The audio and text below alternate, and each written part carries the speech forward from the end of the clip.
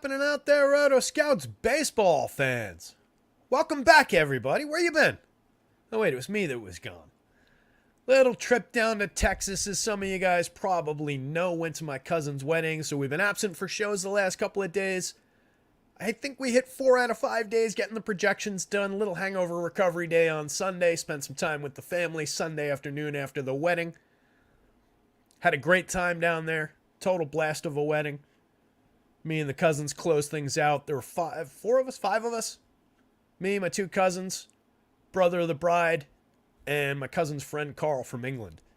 Closed it out somewhere around 4:30. Got back to the hotel about 5 o'clock in the morning. Had to bang on my parents' door to get back into the hotel room because my key wasn't working. I was all banged up, but it was a really, really good time. Hopefully all you guys had good weekends, good results in your DFS pursuits.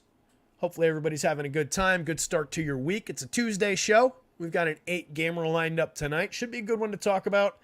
I'm getting absolutely walloped by allergies. Woke up at my parents' place and just, I guess the pollen from the trees or whatever just absolutely nailed me coming back from Texas. So apologies for sniffling, sneezing my way through this show. I'm probably just going to throw up the full board. Might not even do me on the screen. Maybe we'll just go like this today. That way you guys don't have to see me when I stop and blow my nose or whatever. But I wanted to at least be up on the screen to say hi to everybody. So hi.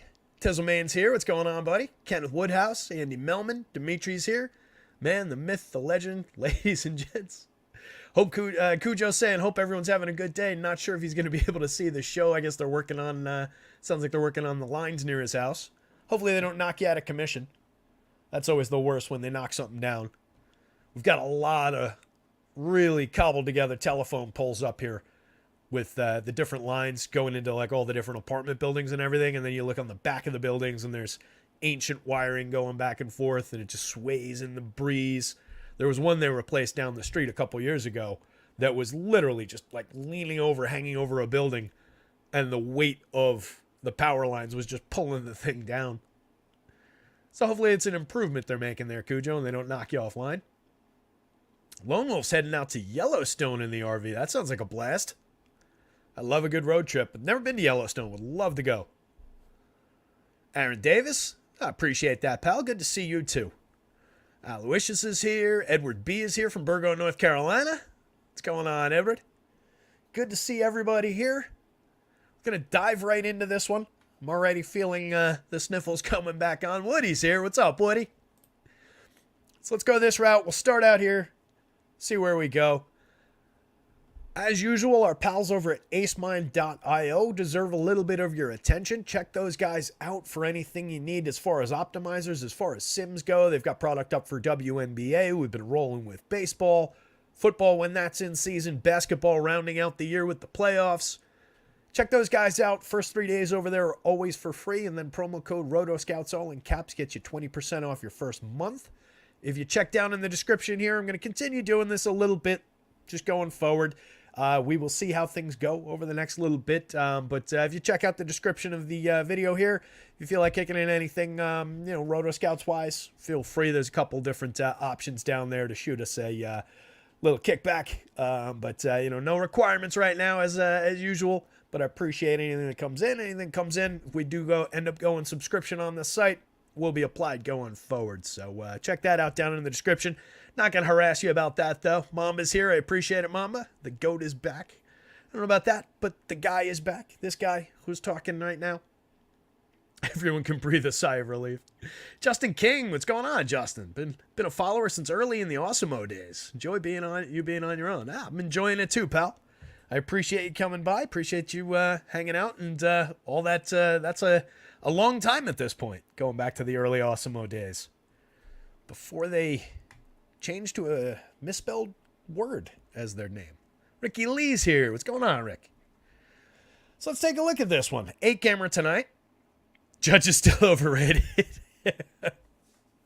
Yeah, leading the league in like everything over the last couple of weeks. He's been crushing it. I actually don't know if there's like 200 games to talk about.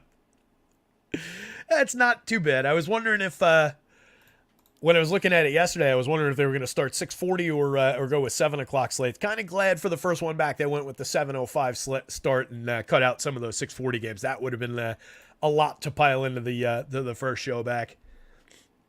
Edward, I don't sell the sheet itself, but all of the projections and the home run numbers and everything in the sheet, the pitching projections, hitting projections, and the home run model is all available on the website, rotoscouts. So you're essentially getting the sheet with just me providing the data, but all of the key data points that you would want out of the sheet, other than like the ability to manipulate things. Like if I went in and changed this to a 7, that would obviously have catastrophic effects on the projections for the Braves and the Cubs game, which is a pretty ridiculous looking spot right now.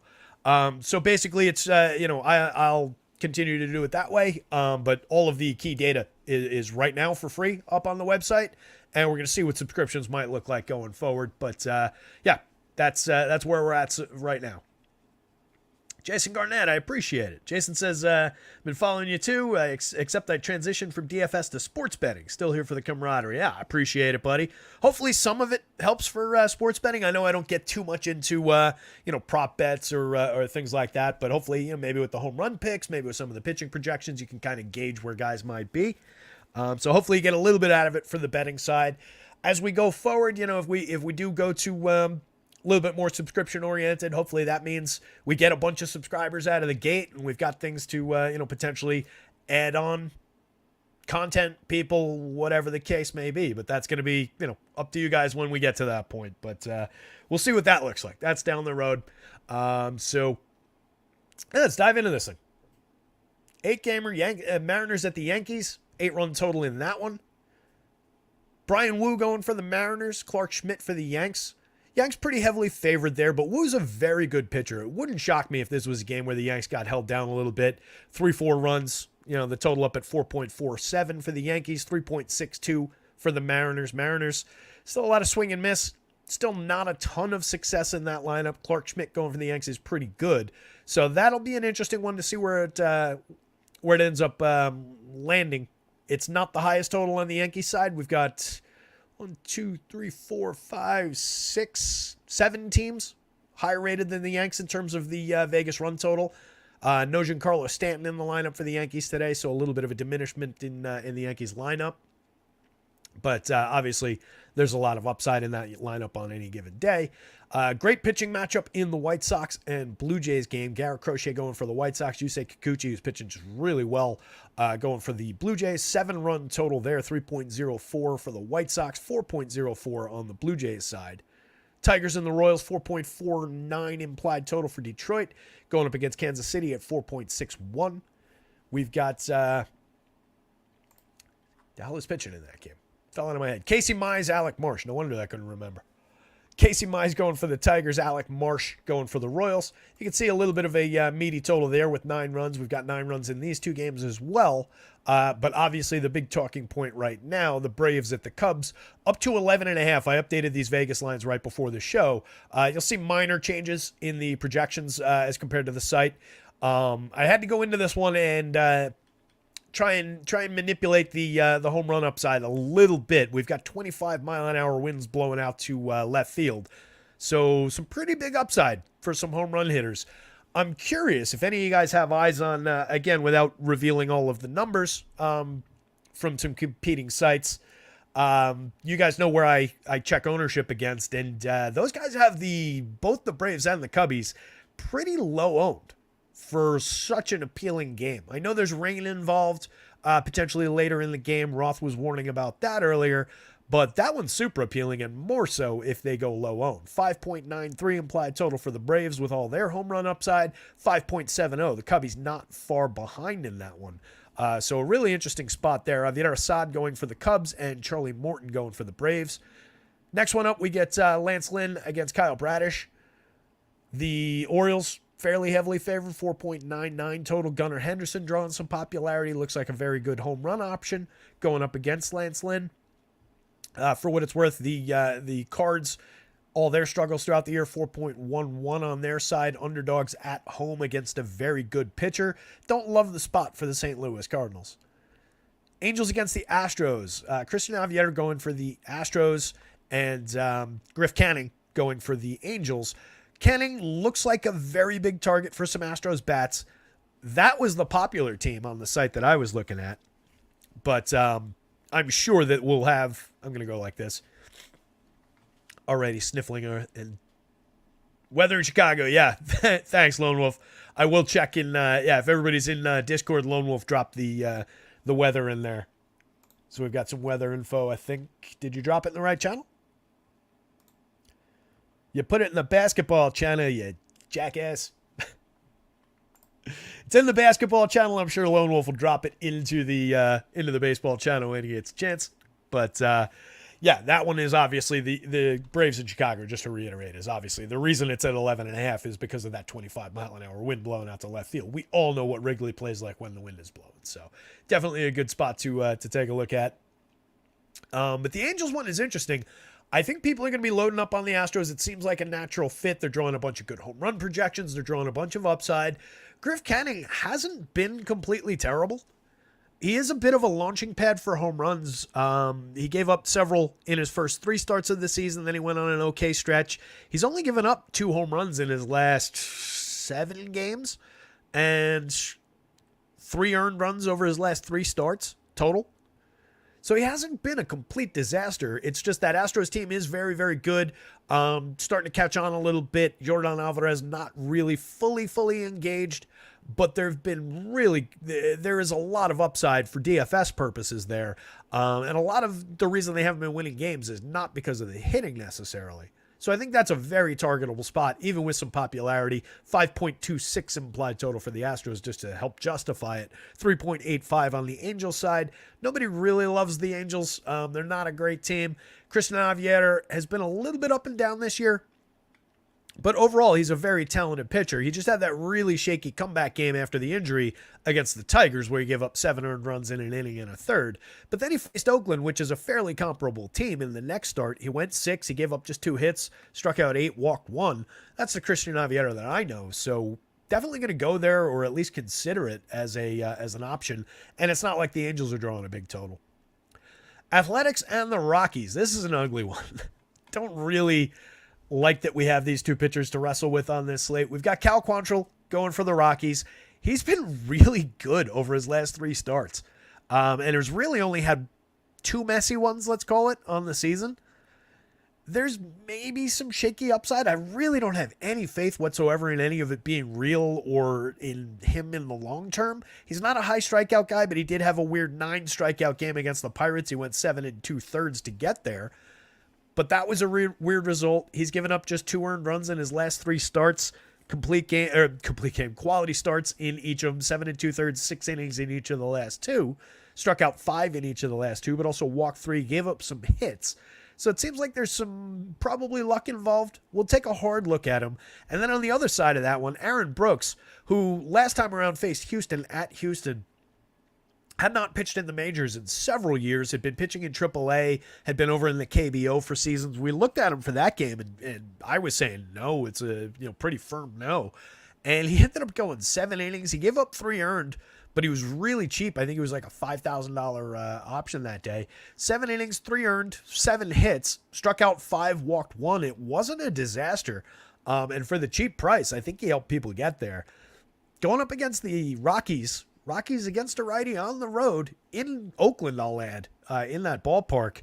There's a lot of appeal there for a very cheap price. It's just not a good pitcher. So we're just playing that cheapo DFS game. We're going to have to take a look at him. 3.61 implied total for the Rockies, 3.98. A lot of support from Vegas for that one going low. Diamondbacks and the Dodgers to round things out. Brandon Pfaadt, who is a very talented young pitcher, going for the Diamondbacks. Just a brutal matchup against the Dodgers. 8.5 run total there. Dodgers fairly heavily favored. 4.75 implied total. You can see a little bit of respect from Vegas for the talent of Brandon Pfaadt, but it's dicey to play a pitcher against the Dodgers. Dodgers are drawing a bunch of home run upside against him too. He's definitely given up some homers in his time. So another one we'll take a look at, but I'm not really thinking there's a ton of appeal there. And then on the other side, Gavin Stone, who hasn't been pitching poorly at all. Just one run allowed in each of his last 4 starts. 6+ in each of them, 7, then 6, then 7, then 6 over those last 4 starts in terms of innings pitched. Just not a high strikeout guy. I still have a fairly healthy respect for the Diamondbacks lineup, even though they're a little bit up and down. But for DFS purposes, for the money, we'll see where a stone lands. Which reminds me, got to do, whoops. Did it smallest to largest, I think. This is not today's. My little custom coloring job that I've been doing there. So pitching board, as we can see, Kikuchi kind of on his own, on a little bit of an island here at the top of the board. Crochet not far behind, though, in that same game on the other side. 10,000 for Crochet on FanDuel versus 10.5 for Kikuchi. 9,500. Crochet's more expensive on the DraftKings slate versus the 93 for Kikuchi. Either side of that one, I definitely think we could succeed. I just think you're getting a little bit of a bump for Kikuchi just because of the White Sox being on the other side of that one. The Blue Jays, this year's performance be damned, that is a better collection of hitters than what the White Sox have to offer. But Crochet is very, very good. So that's an interesting spot. Clark Schmidt going up against that swing and miss Mariners lineup. A little bit of appeal there, especially at 8,400 on DraftKings. That spot makes a lot of sense to me. I think you could probably pair him with certainly one of these guys down through there. And you could probably get away with pairing him with one of those guys in like an expensive combo. Christian Aviator, I do have faith. At 8,500, he's appealing on the FanDuel slate. Projects out pretty well. I don't think we're off here in the projection. 8,600 on DraftKings. Fits right into this healthy mid-range. I like the option. The Angels are a team we've been targeting for the most part. Cub Radish going up against St. Louis. It's another spot. They've been struggling overall. They're a targetable enough team. 9,100, 8,800. The price is pretty much right. Charlie Morton in that competitive game in Chicago with all the wind blowing out. There's only so much that the wind is going to do to Charlie's projection. He is still a talented enough pitcher. Was projecting out a little bit higher than this, and I cut his innings a little bit to kind of skew it like, all right, if the Braves do come out and hit 3 home runs, he's probably not going to go that deep into the game. So I did give him a little bit of a haircut to get him here.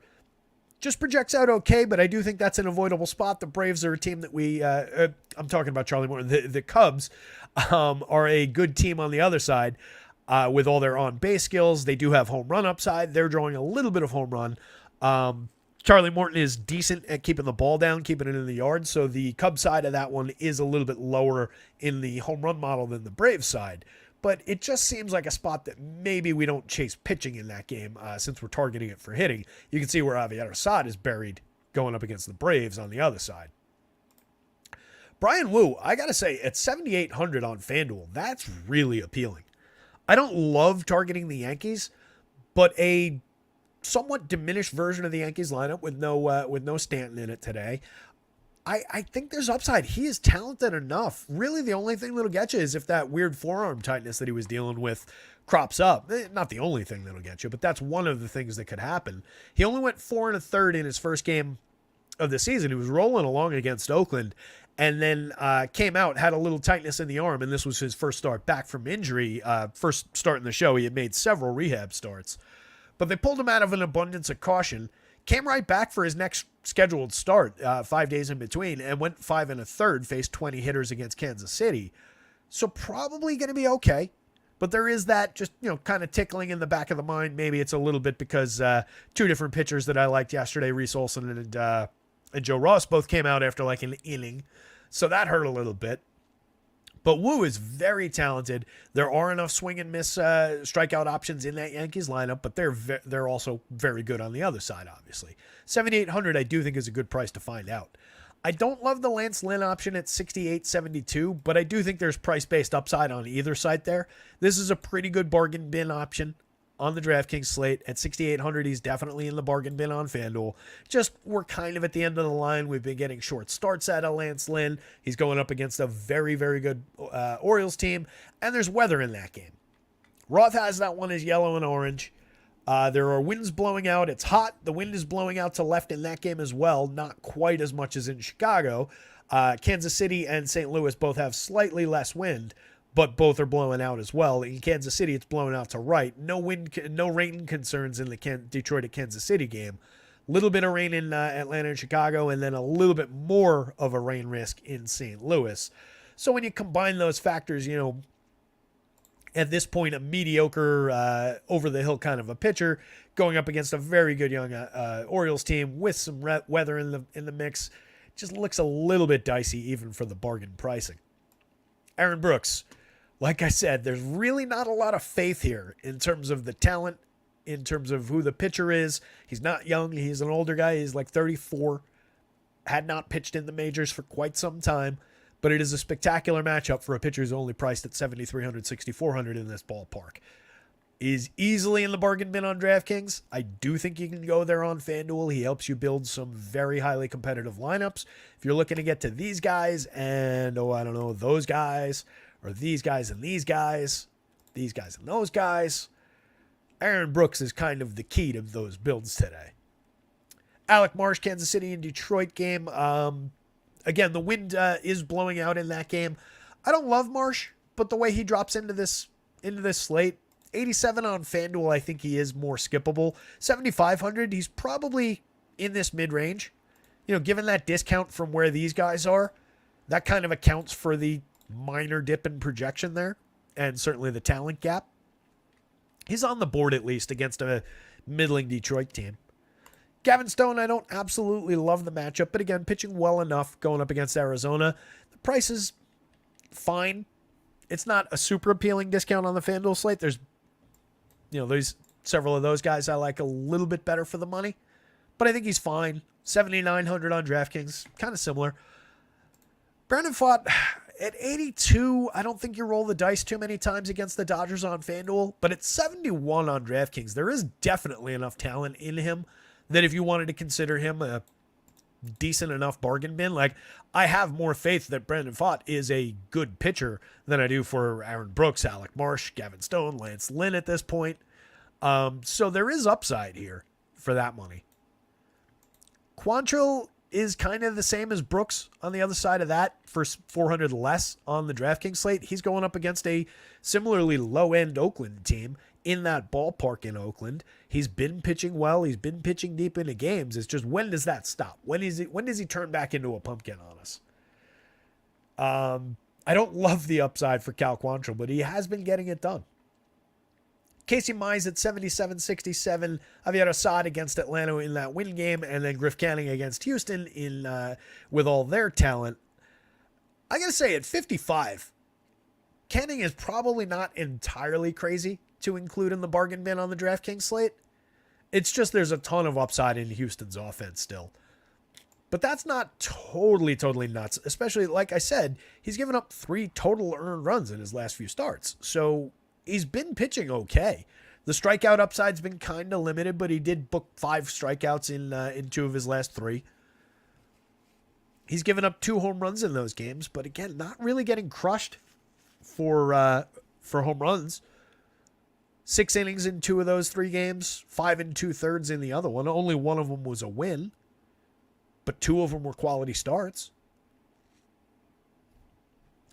Not a great option, but it's very, very cheap at 55. It's another spot where it's kind of similar to Quantrill and to Brooks, where if you just need something to work and it doesn't work at 6,000 with Quantrill, but it does at 55 with Griff Canning, you're probably taking the riskier of the 2 picks, but not by much at that point. And it's kind of baked into the price. Let's get up into some of the game by game. We'll see who else has joined us here.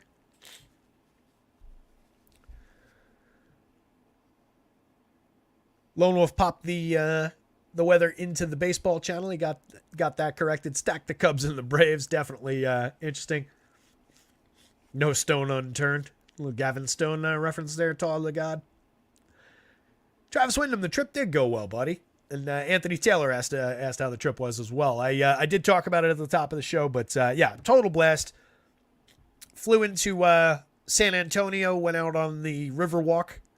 Had a nice dinner. It was me, my mom, and my dad for that part of it. Nice dinner on Friday night, I think it was. Whatever night we flew in, Thursday night. Woke up the next day, went on a tour of the Alamo for 2 hours, 2.5 hours. So we did that. Really cool. Good tour. Checking it out. I had been past it. So the Alamo, the facade that you see, the little church facade that you see, it's actually very small. And you can walk right past it without really realizing. That's what I had done the last time I was in San Antonio. But then going in, it's more expansive. You see, the whole compound, and it's 4.5 acres was the original fort and compound and everything. So it was cool. A lot of interesting stuff. We learned a lot of history.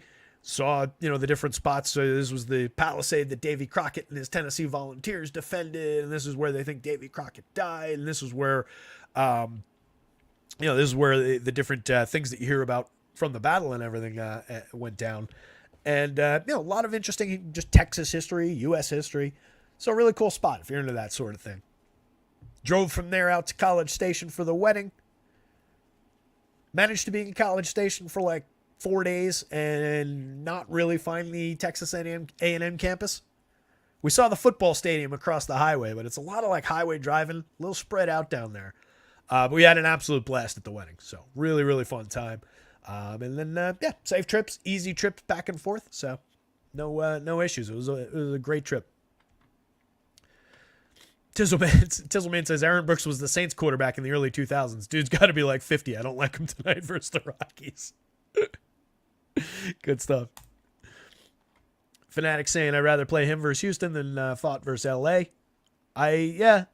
That's really tricky because Fott is easily the better pitcher between those two guys.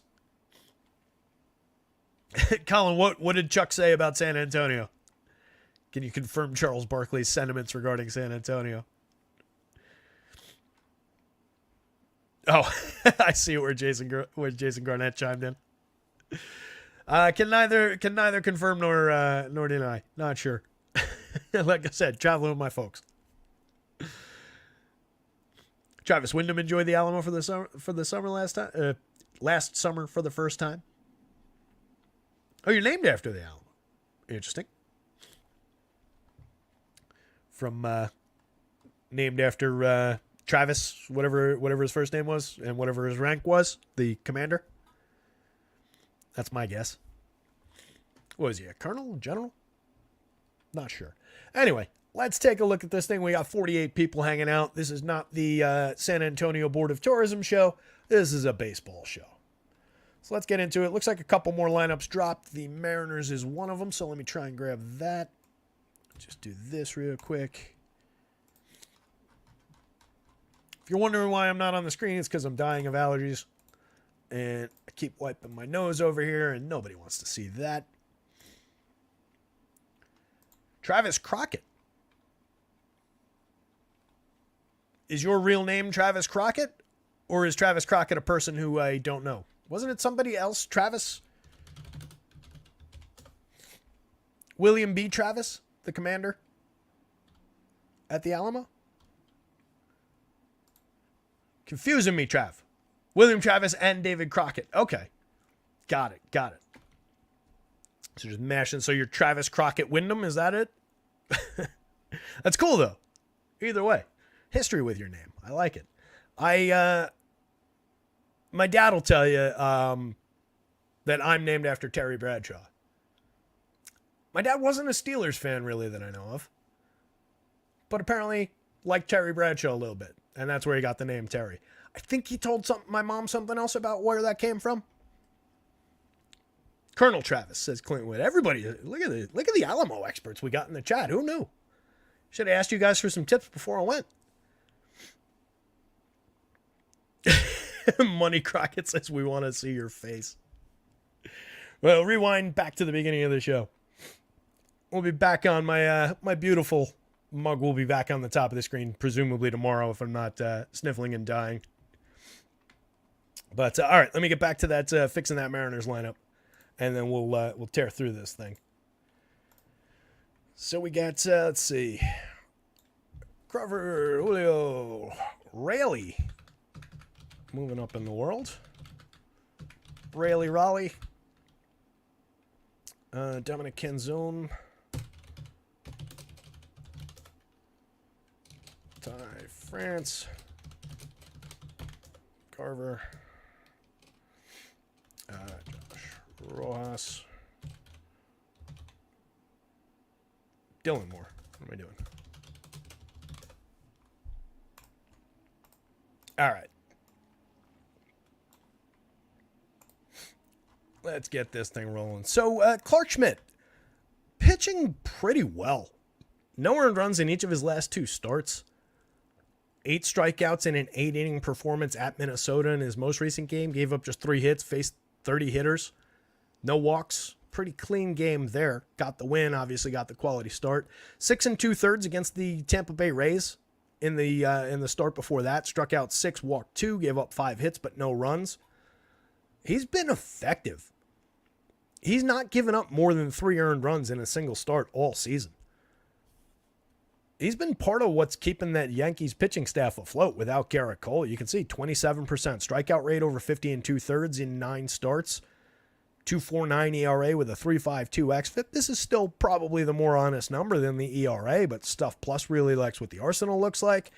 Just 33.3% hard hits, 88.1 miles an hour of exit velo, a 2.45% home run rate, generating a 12.2% swinging strike rate and 31.5% CSW.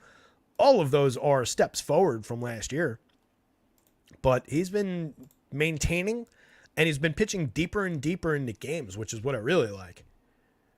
You know, getting out to 6 2/3 and then the 8-inning start is monstrous for him. But he had a string pitching into the 6th without booking the quality start before that.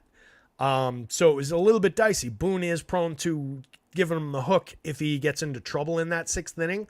But we've gotten through it clean the last couple of times. I like the upside against the Mariners. This version of the Mariners lineup has a 26.2% strikeout rate. Same group of hitters, 24-4 last year, so call it 25. We'll split the difference. A lot of strikeout upside with a 1-4 opponent on the other side. You can get Clark right back to 6-7 strikeouts with upside for a little bit more. And with the way this team's been creating runs, you can see there's several guys here, but a couple of them...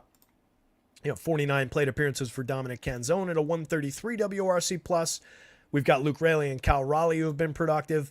And then the bottom of the batting order with Josh Rojas and Dylan Moore down there has been a little bit productive in their middling samples of plate appearances. But not one of those guys is an overly intimidating bat. Their quote-unquote best players up at the top been a little bit rough, especially Julio at this point. 203 plate appearances, and we are still not really on form. So I think it's a very gettable Mariners lineup for 8,400, 9,900. This is not off. It feels high, but it's probably not wrong on FanDuel at 99. This is cheap on DraftKings at 84. There's more upside than that price is accounting for, I think. You can see where Schmitty fits in. This is sorted by the DraftKings projections. That's an interesting option at that price. So I like Schmidt better on DraftKings than on FanDuel. On the other side, like I said, Brian Wu does definitely have the talent to get through this Yankees team. Just a 19.4% strikeout rate for the current version of the lineup, 21.7% for the same group of hitters last year. We've got a couple guys, Glaber at 24.1 this year. Trent Grisham at the bottom of the lineup, kind of an afterthought, but he's at 31% over just 42 plate appearances. Judge striking out at a 24.5, but he was 4 points higher last year. Volpe at 22.5. He was 5 points higher last year. So I think there's some maybe a little bit of sneaky strikeout upside. Woo's not a ridiculous strikeout option, but he's talented enough to find him. 25.1% strikeout rate in his 18 starts, 87 2/3 last year. Had a 12.5% swinging strike rate with a 27.6% CSW. He's pushed the CSW up a little bit, and you can see he's cut the walks. This is very small sample. This is 9 2/3 innings, by the way. But I do expect this trend to continue for him. Low walks is kind of what the Mariners are all about. That would equal a higher CSW if he's just maintaining a similar swinging strike rate. 0.93 ERA, but a 3.71 xFIP in the tiny sample. Stuff Plus likes what the arsenal has looked like so far. Has not yielded a barrel in those 9 2/3 innings. Again, a little bit of concern about if the forearm tightness comes out of nowhere again. 4 1/3 in that first start back against Oakland after having pitched in the minors in a rehab assignment and making several starts. Came out of that with a little bit of arm tenderness, but it didn't impact him. I think they sent him for an MRI, didn't find anything structural, came back out 5 days later, started against Kansas City, faced 20 hitters over 5 1/3, struck out 5, walked 1, gave up just 1 earned on 3 hits, gave up only 1 hit in the 4 1/3 against Oakland, struck out 3, walked 1, no earned runs. So assuming we're getting 5 to 6 innings out of Woo, 7,800, definitely you can roll those dice. You could throw that dart on FanDuel. 8,500 on DraftKings. It's not quite the discount it is on the FanDuel slate. You're dropping down to here, but I think he is in this range of pitchers. We're not far off projection-wise. We're not far off upside-wise. So either way with the pitchers. And then we're going to lean Yankees. Vegas is leaning Yankees. That run total's definitely on the Yankees side. But like I pointed out before, there are a number of teams that are higher than the Yanks on the Vegas board. You just do get 2 of the very best hitters in all of baseball right here. Aaron Judge, after that slow start, has now surged to 13 home runs, a 311 ISO, a 177 WRC+, 271, 406, 582. Yeah, I never thought there was anything wrong with Aaron Judge, and I think we've been completely vindicated in that viewpoint. Him and Juan Soto are just, if not the best 2-man combination in all of baseball, then they're right there with anybody else. Mookie Betts and Shohei Ohtani, Kyle Tucker and Jordan Alvarez come to mind, but these guys are right there. Soto at 316, 415, 551, a 235 ISO, 11 home runs, a 176 WRC+. Anthony Volpe, maintaining some of the early quality that he showed. That WRC+, as long as he stays consistent with getting on base, and right now he's at 343, this is going to be fine no matter what's going on with him individually if he's maintaining the on base. 269, 343, 425 is an okay triple slash. He's hit 6 home runs. He's stolen 9 bases. Not really the ISO that we want from him if he's going to be hitting for power, but again, if they move him to this leadoff spot, and you remember when that happened, I was a little concerned about it. But if they moved him there and have convinced him, hey, you don't need to be a home run hitter, you just need to set the table for these guys, then there's some quality there. 5.4% barrels is down from 9% last year. Hard hits are down 37.4 versus 42.7 last year. But we've cut strikeouts, walking at the exact same rate. Tons of quality if you want to. For a fair price at $3,500, $4,700, you can absolutely slide him into a 3-man with these guys on DraftKings. He makes for an easy 4-man if you want to straight line it there, or grab Anthony Rizzo at first base as the other lefty. No Stanton, he'd be right here, but instead we get Verdugo, Rizzo, and Austin Wells. Nice little run of lefties there. 4,200, 3,100 for a very effective Alex Verdugo. 5 home runs on the season, a stolen base, but a 112 WRC+, 328 on base percentage, has been effective in that cleanup spot.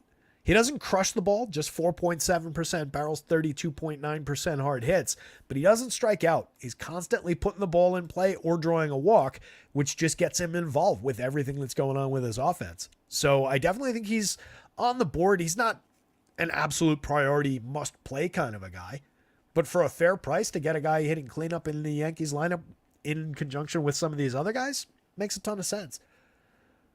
I picked Rizzo as the home run pick from the Yankees, not the overall for the day, but at 7.59, I think there's upside for power for the lefty. Anytime we're getting a lefty bat in Yankee Stadium, it's a good thing. 4,500, 3,200 across sites. The price is right. He's hit 7 home runs, just a 141 ISO. That's down a bit. The hard hits, the barrels are definitely down, but he's creating runs 12% better than average. Seems like a reasonable enough option to me at a cheap price.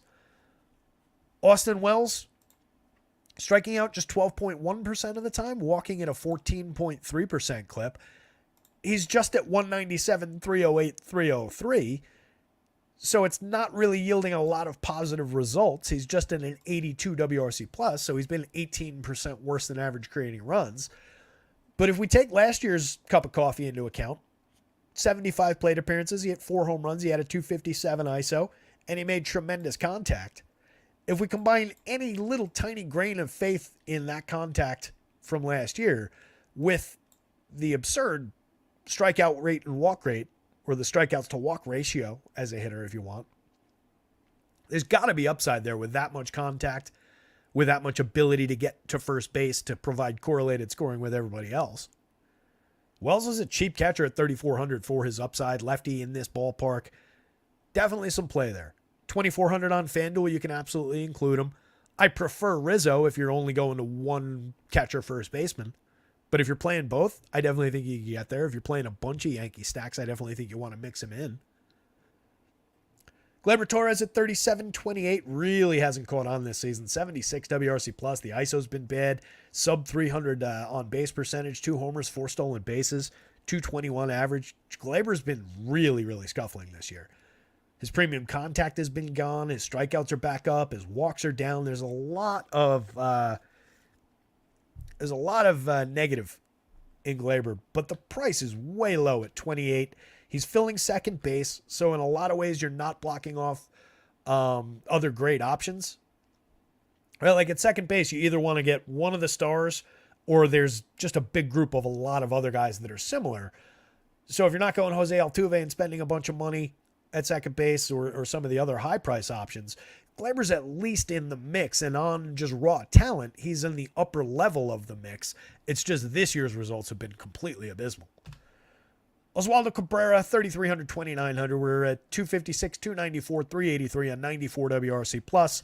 I think he's mostly turned back into a pumpkin at this point, but you do get the odd contribution from Ozzy. I like him a lot better at 2,900 in the outfield on FanDuel as just another outfielder than at 3,300 occupying third base on DraftKings. Trent Grisham, total afterthought. Over 42 plate appearances, got a 33 WRC plus. Obviously, it's not a fair sample size. He is a lefty. He is very cheap. 2,300, 2,200, but he's just kind of filler. Mix and match at best. On the other side, J.P. Crawford at the top of the lineup, back in the lineup. 100 plate appearances. He's at 193, 290, 295. Really needs to get things going now that he's back. He's very cheap for his talent, but it's been ugly over those 100 plate appearances. In 103 more plate appearances, Julio, 274, 320, 332, 6% worse than average creating runs. The most concerning thing to me is where that ISO is at. Just has not seen a lot of extra base hit upside at all, despite hitting the ball fairly hard. 52% hard hits last year, 50.7 the year before. It's dipped, but not by much, just 49.6. What's abandoned him is the barrels. That's where the extra base hits have gone. That's where the home runs have gone. He's striking out a little bit more. He's walking a little bit less. There's some issues there. But at 5,000 at 3,100, getting his bat in Yankee Stadium, there's always upside. Not an overly appealing spot for the Mariners, not a high priority stack. They ranked out pretty low today. But if you're going to Mariners, I think you're mostly including Julio. He is still their star, even with his struggles. Luke Raley at 31.26 remains very cheap. First base and outfield eligibility. Over 108 plate appearances. The lefty's been pretty good. 311, 343, 456, a 133 WRC plus on this team. That's standout. 3 home runs, 3 stolen bases. Hitting ahead of Cal Raleigh. Raleigh, switch hitter. Catcher eligibility, 4,300, 3,100 across sites. 223, 301, 453. Heavy strikeouts at 34.3%, but he knows how to draw walks, and he's got a ton of power. So getting his bat, again, in Yankee Stadium, there's any given slate upside for power there. 230 ISO, it's just, do you get anybody on base in front of him if he managed to hit that home run? You can see 8.22 in the home run model, not far below the magic number. Julio, even with this year's struggle, still at a 9.08. Raley, 6.57 would be the other most playable guy there, I think. Kenzone, another lefty, 2,900, 2,300. He's very affordably priced. If you're going to Mariners stacks, that does help keep them cheap. So there's, value-based upside in the Mariners today. But again, Schmidt's pitching really well. Hasn't been deadly for power. Certainly been good at limiting hard hits. He is a fly ball pitcher. So you do have the upside of the ballpark. It's a nice, warm, sunny day at 82 degrees here. But we've got a lot of better park conditions going on around the league.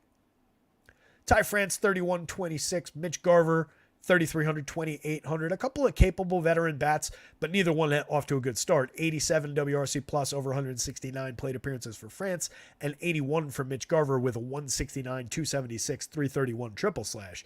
He's at least hit 5 home runs, but the barrels are way down.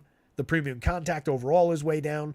France is hitting the ball hard, 42% hard hits so far this year in the small sample, but just hasn't really resulted in much. Bottom of the lineup with Josh Rojas and Dylan Moore. Rojas is probably the more appealing of the two. Dylan Moore has run into 4 home runs, 6 stolen bases. He does have a 127 WRC plus with a 216 ISO. He is hitting the ball pretty hard, and he's been a guy who's hit the ball pretty hard over the course of time. But I think he's overperforming, as weird as that is. I think he's overperforming his talent down there right now. Rojas at 291, 362, 425, 3 homers, 4 steals.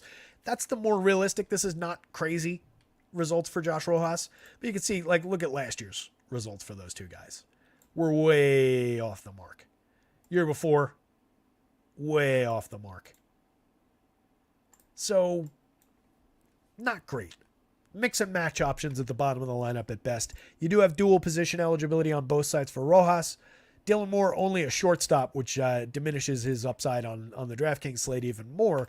Plays 4 positions on FanDuel for $3,000. I would probably put him at second base in most cases, but you do get to move him around the board at a fair price. This is probably high. Actually, I'm going to say that's not fair. Having Dylan Moore as the second most expensive player on this team is probably a little silly. Having the 9 hitter as the second most expensive player on the team is a little bit silly. Clark Schmidt, yes. Brian Wu, yes. Minor asterisk given the opponent and given the slight concern about that arm acting up. But I think we're fine. Yankees are a yes. Mariners, not really. Not nearly as much enthusiasm. Any given slate upside, maybe. A few darts, sure. Value board, sure. But not a high priority in terms of just the raw opportunity. I keep like gesturing at the camera with my eyes and stuff as if I'm on the screen.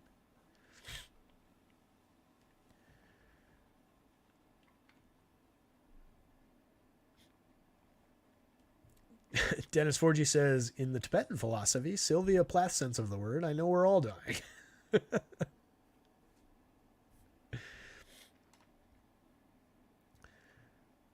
Travis County, Austin, Texas. A lot of Texas chat. I didn't know we had so many Texans in here. Clint Woods from Texas. Welcome. I enjoyed your state greatly. Did a lot of driving around. Just seeing when we were in College Station, we had a couple of days or a few hours each day to kill. So just kind of got in the car and went exploring. What was the name of Brenham, Texas, I think was the name of the town that we ended up in. We just went just drove out into the fields and made a bunch of turns on back roads. Ended up driving like 45 miles from College Station along the side of an offshoot of the King Ranch, and ended up in, I think it was called Brenham, Texas for lunch. Cute little town, very, very quiet. One of those like 3 blocks by 3 blocks kind of towns, but one of the bigger outposts in the area. David Soto's in Texas, but retired from the military, currently misplaced in New Mexico. Right on. Oh, real spills from Bryan, Texas, right? Yeah. I was in Bryan at about 5 o'clock in the morning as my Uber from the wedding dropped off a buddy, that guy Carl from England, at his hotel. He was staying at the Hilton. I think it was in Bryan. Anyway, I was a little tipsy at that point. But yeah, good area. We went to Wings and Things. I think was also up near Bryan, that we went to on Sunday during our recovery day. Oh, and then we went to real spill. If you've ever been to, the hell was it called? Cadillac Ranch? I think it was called Cadillac Ranch. I don't know why that's sticking in my head. But there's like a cool little bar restaurant on Lake Bryan. You know what I'm talking about? We were there the other day, the morning after the wedding. I was not feeling like sitting out on the porch in 96 degree heat and going for a little hair of the dog, but I tried. But there was they were having like a cornhole tournament. They had like 6-7 cornhole boards out. Bunch of dudes in like jerseys with cornhole expressions, and they were bringing their own bean bags and everything to the thing. It's kind of cool. Second game up. Lowest total on the board between the White Sox and the Blue Jays. Two relatively light scoring teams overall anyway, but just at 7 runs. we've got two good pitchers going in this one. Garrett Crochet, the ERA is at 4.18. That includes a couple of bumpy spots where he gave up some earned runs. Had a 7 earned run game against the Phillies back in mid-April. Had a 5 earned run game in there. Gave up 3 home runs in that 7 earned run game. Gave up 5 earned runs in the game after that. That was against the Twins when they were rolling.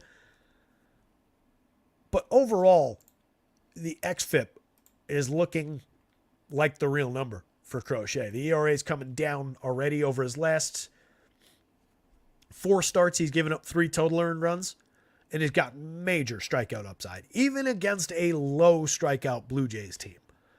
He's one of those guys that can go out there and get the strikeouts against these low strikeout teams. 33.7% strikeout rate over 51 2/3 in 10 starts. 14% swinging strike rate, 29.5% CSW. Stuff Plus likes the arsenal. The barrels, the hard hits, the exit velo are not at all bad. Just some happenstance in the home runs that he's given up. 3.85% home run rate definitely has been a little bit gettable for home runs. But given where the exit velo is at 86.9 miles an hour, 36.3% hard hits, and just a 4.8% barrel, that amounts to some mistakes for a young pitcher who's just, this is his first year as a starter. So I'm willing to forgive those home runs and focus on the strikeout upside, focus on the potential. 9,500, 10,000, and it is a tough price fit, but he projects out very, very well, second highest on the board. Right there with Kikuchi on the other side of the game. It's just Kikuchi doesn't have to face a low strikeout, somewhat powerful lineup. He's going up against the White Sox. 24.7% collective strikeout rate for this lineup, 23.3% last year. I will see if we have the White Sox. We don't have them on Labs yet. Do we have them on Underdog? Fantasy Labs provides a lot of our projected lineups that we work with. You guys check them out. I know everybody in the world is aware of Fantasy Labs. And then the active updates we usually get from at Underdog MLB. Those guys do a lot of good work, so I'll shout them out real quick. Doesn't look like we have the White Sox yet, though. So Kikuchi, for his part, 26.3% strikeout rate on the season over 52 innings in 9 starts. Has given up 4 earned runs in his last 3 starts total while pitching 6 innings against the Nationals, 8 innings against the Twins. That was a weird one. He went 8. Gave up just 2 earned runs on a homer and 4 hits, but only struck out 3. 9 strikeouts in his most recent game. Gave up a home run, but just the solo home run. Did allow 6 hits, walked 1. Only faced 20 hitters in that one, 4 1/3. That was on the 15th. Not remembering why he came out of that game. I think that was the day I was traveling, or maybe the day before. But I don't remember why he came out of that game. Let me actually Google that real quick. Somebody want to clue me in?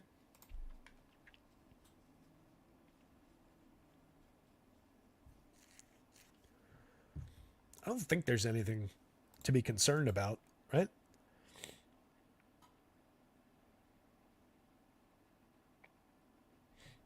Yeah, there's nothing that I can see that would be concerning in that one. But I do forget why. Apologies, I forgot why he came out after 4 1/3, and I forgot to check. But in every start before that one, 8 innings to start before that, and then 1, 2, 3, 4, 5 straight starts of 6 innings. In only one of that stretch did he not get a quality start. That was in a game against the Dodgers, which we can forgive, where he gave up 4 earned runs, struck out just 3, 9 hits, but still managed to go 6. The wins haven't really been there for him, especially over that stretch. Not a lot of win bonuses, but definitely some quality start upside. And there is strikeout upside. Struck out 9 in his most recent game, struck out 7 against Washington. 2 other starts with 9 strikeouts earlier in the year against the Yankees and Seattle. Another 7 strikeout game against the Yanks. You can see above average Stuff Plus arsenal. Has really been better at limiting home runs. 1.91% home run rate so far this year. There are a lot of hard hits, but he's limited barrels a little bit more effectively in the small sample this year. That's always been an issue for him. 9% barrels last year was down from a massive 14.8 in 20 starts the year before that. But you can see the strikeouts have always been there, 27.3% strikeouts, 25.9% last year. And last year's number came with a big cut to the walk rate, 6.9% walk rate, down from 12.8 the year before. Swinging strikes are always very good with him. They're down a little bit this season, but the results are there. So I think Kikuchi's definitely a yes, going up against this lousy White Sox team. Collective WRC plus for this, I'm going to take out that 316. That's probably not accurate for Corey Julks in the long term. But for the guys who have a little bit better of a sample there, the average WRC plus is 95. If I also clip Zach Remillard at 150 over 24 plate appearances, it drops to 87. Take out the 60 to make it fair from the 55 plate appearances of Danny Mendick. Call it 92 WRC plus. It's pretty bad. This is a very gettable White Sox lineup. A lot of strikeouts. Tommy Pham has been good for them since they acquired him. Pretty good right-handed hitter. A little bit of pop, some speed, 359 on base percentage, creating runs 32% better than average. Andrew Vaughn is at a 58 WRC plus over 186 plate appearances. He's only hit 3 home runs. He's sub-Mendoza right now. He's got a 253 on base. That's awful. Just a 105 to ISO for a guy they expect to hit for power. He's been lousy. Last year, the ISO was okay at 171. The year before, 159. He hit 17 home runs 2 years ago, 21 last year. I don't even know that we're getting to the 20s this year if he keeps this up. 42.2% hard hits is a dip. This is still an okay hard hit rate on its own, but you can't just take that independent of all the other struggles. 24.2% strikeout rate as well. Vaughn's got a lot of issues right now. Eloy Jimenez for $4,000, $2,800. You are buying a tremendous talent for those prices. You can see he is above the magic number for home run upside. The home run model doesn't completely forget about the old version of Yusei Kikuchi with all that power. So a very good right-handed power back going against him. It's just Jimenez is never consistent. 221, 280, 366 over 143 plate appearances. He does have 5 home runs, but just a 145 ISO, just an 84 WRC plus. The saving grace for what we're looking for from him is in that premium contact. 11.3% barrels, 49.1% hard hits this year. It's in line, up and down across the last 2 years with his premium contact numbers, and he is fairly low strikeout, 18.2% this year, 19% last year. So you're buying home run upside. If you want to go homer hunting in the outfield for a cheap price and you're not using Kikuchi in that lineup, Jimenez is at least on the board, but I don't think he'd be a top priority. But again, for that money, you are buying a very high-end talent. Paul DeJong at 3,500, 2,700. He's got 7 home runs on the season, a 215 ISO, kind of surprising. 246, 295, 462 overall. My money's more on the side of the triple slash as things go forward. But it's another player you can maybe home run hunt with. I don't know that I'm stacking White Sox here against Kikuchi. I think they would be low owned and somewhat contrarian, and they're very, very cheap. But I don't love the option, just with how bad these guys have been. If I was stacking it, it might be like a mini 3-man on either site, really. Where I'm just going with like these 3 and skipping Andrew Vaughn if this is the version of the batting order that we get. You could include Vaughn and make it a 4-man, and you could dip to, probably Corey Julks over Andrew Benintendi. But even that is kind of dicey. Benintendi's been awful. Sub Mendoza for him is just tragic. That's what he's supposed to do, is hit for a little bit of average, get himself on base. A 190 average with a 218 on base. He's not doing what they pay him to. Corey Julks, last season, 6 home runs, 15 stolen bases in 323, but was 20% worse than average creating runs. Not a huge sample with Julks. Playable righty bat for a cheap price if you're really finding appeal in going to the White Sox today. Corey Leo, a right-handed catcher, 4 home runs on the season, 3 stolen bases, a 126 WRC plus, and 98 plate appearances. Another guy who would be in the mix if you're building stacks of this team. And again, they would be very contrarian, but not super appealing. Remillard at second base, 24-22. You get triple position eligibility out of both him and Danny Mendick on the FanDuel slate. I really wouldn't look too hard at these guys on DraftKings, given the positioning. Where they're a little bit flexible, at least you get that out of it. But neither one of these guys is really a DFS asset. On the Blue Jays side, the confirmed Blue Jays lineup, Davis Schneider up at the top, second base and outfield on both sides, 4,100, 3,100. Fair enough price. Definitely a guy who hits lefties pretty well. 5 home runs on the season, a 219 ISO, showing some power. Not a bad option. Danny Jansen in the second spot, 5 home runs for him as well. A 348 ISO for Danny Jansen so far is tremendous. As soon as he came back, I started talking him up as the catcher that I prefer on this team.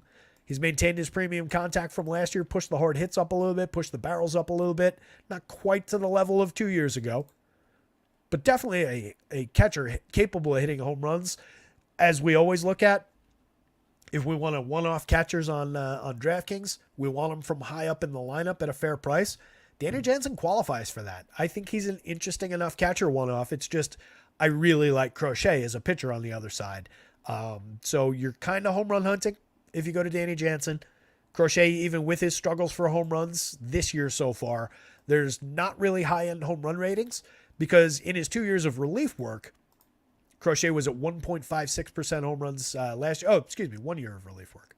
Was there another one?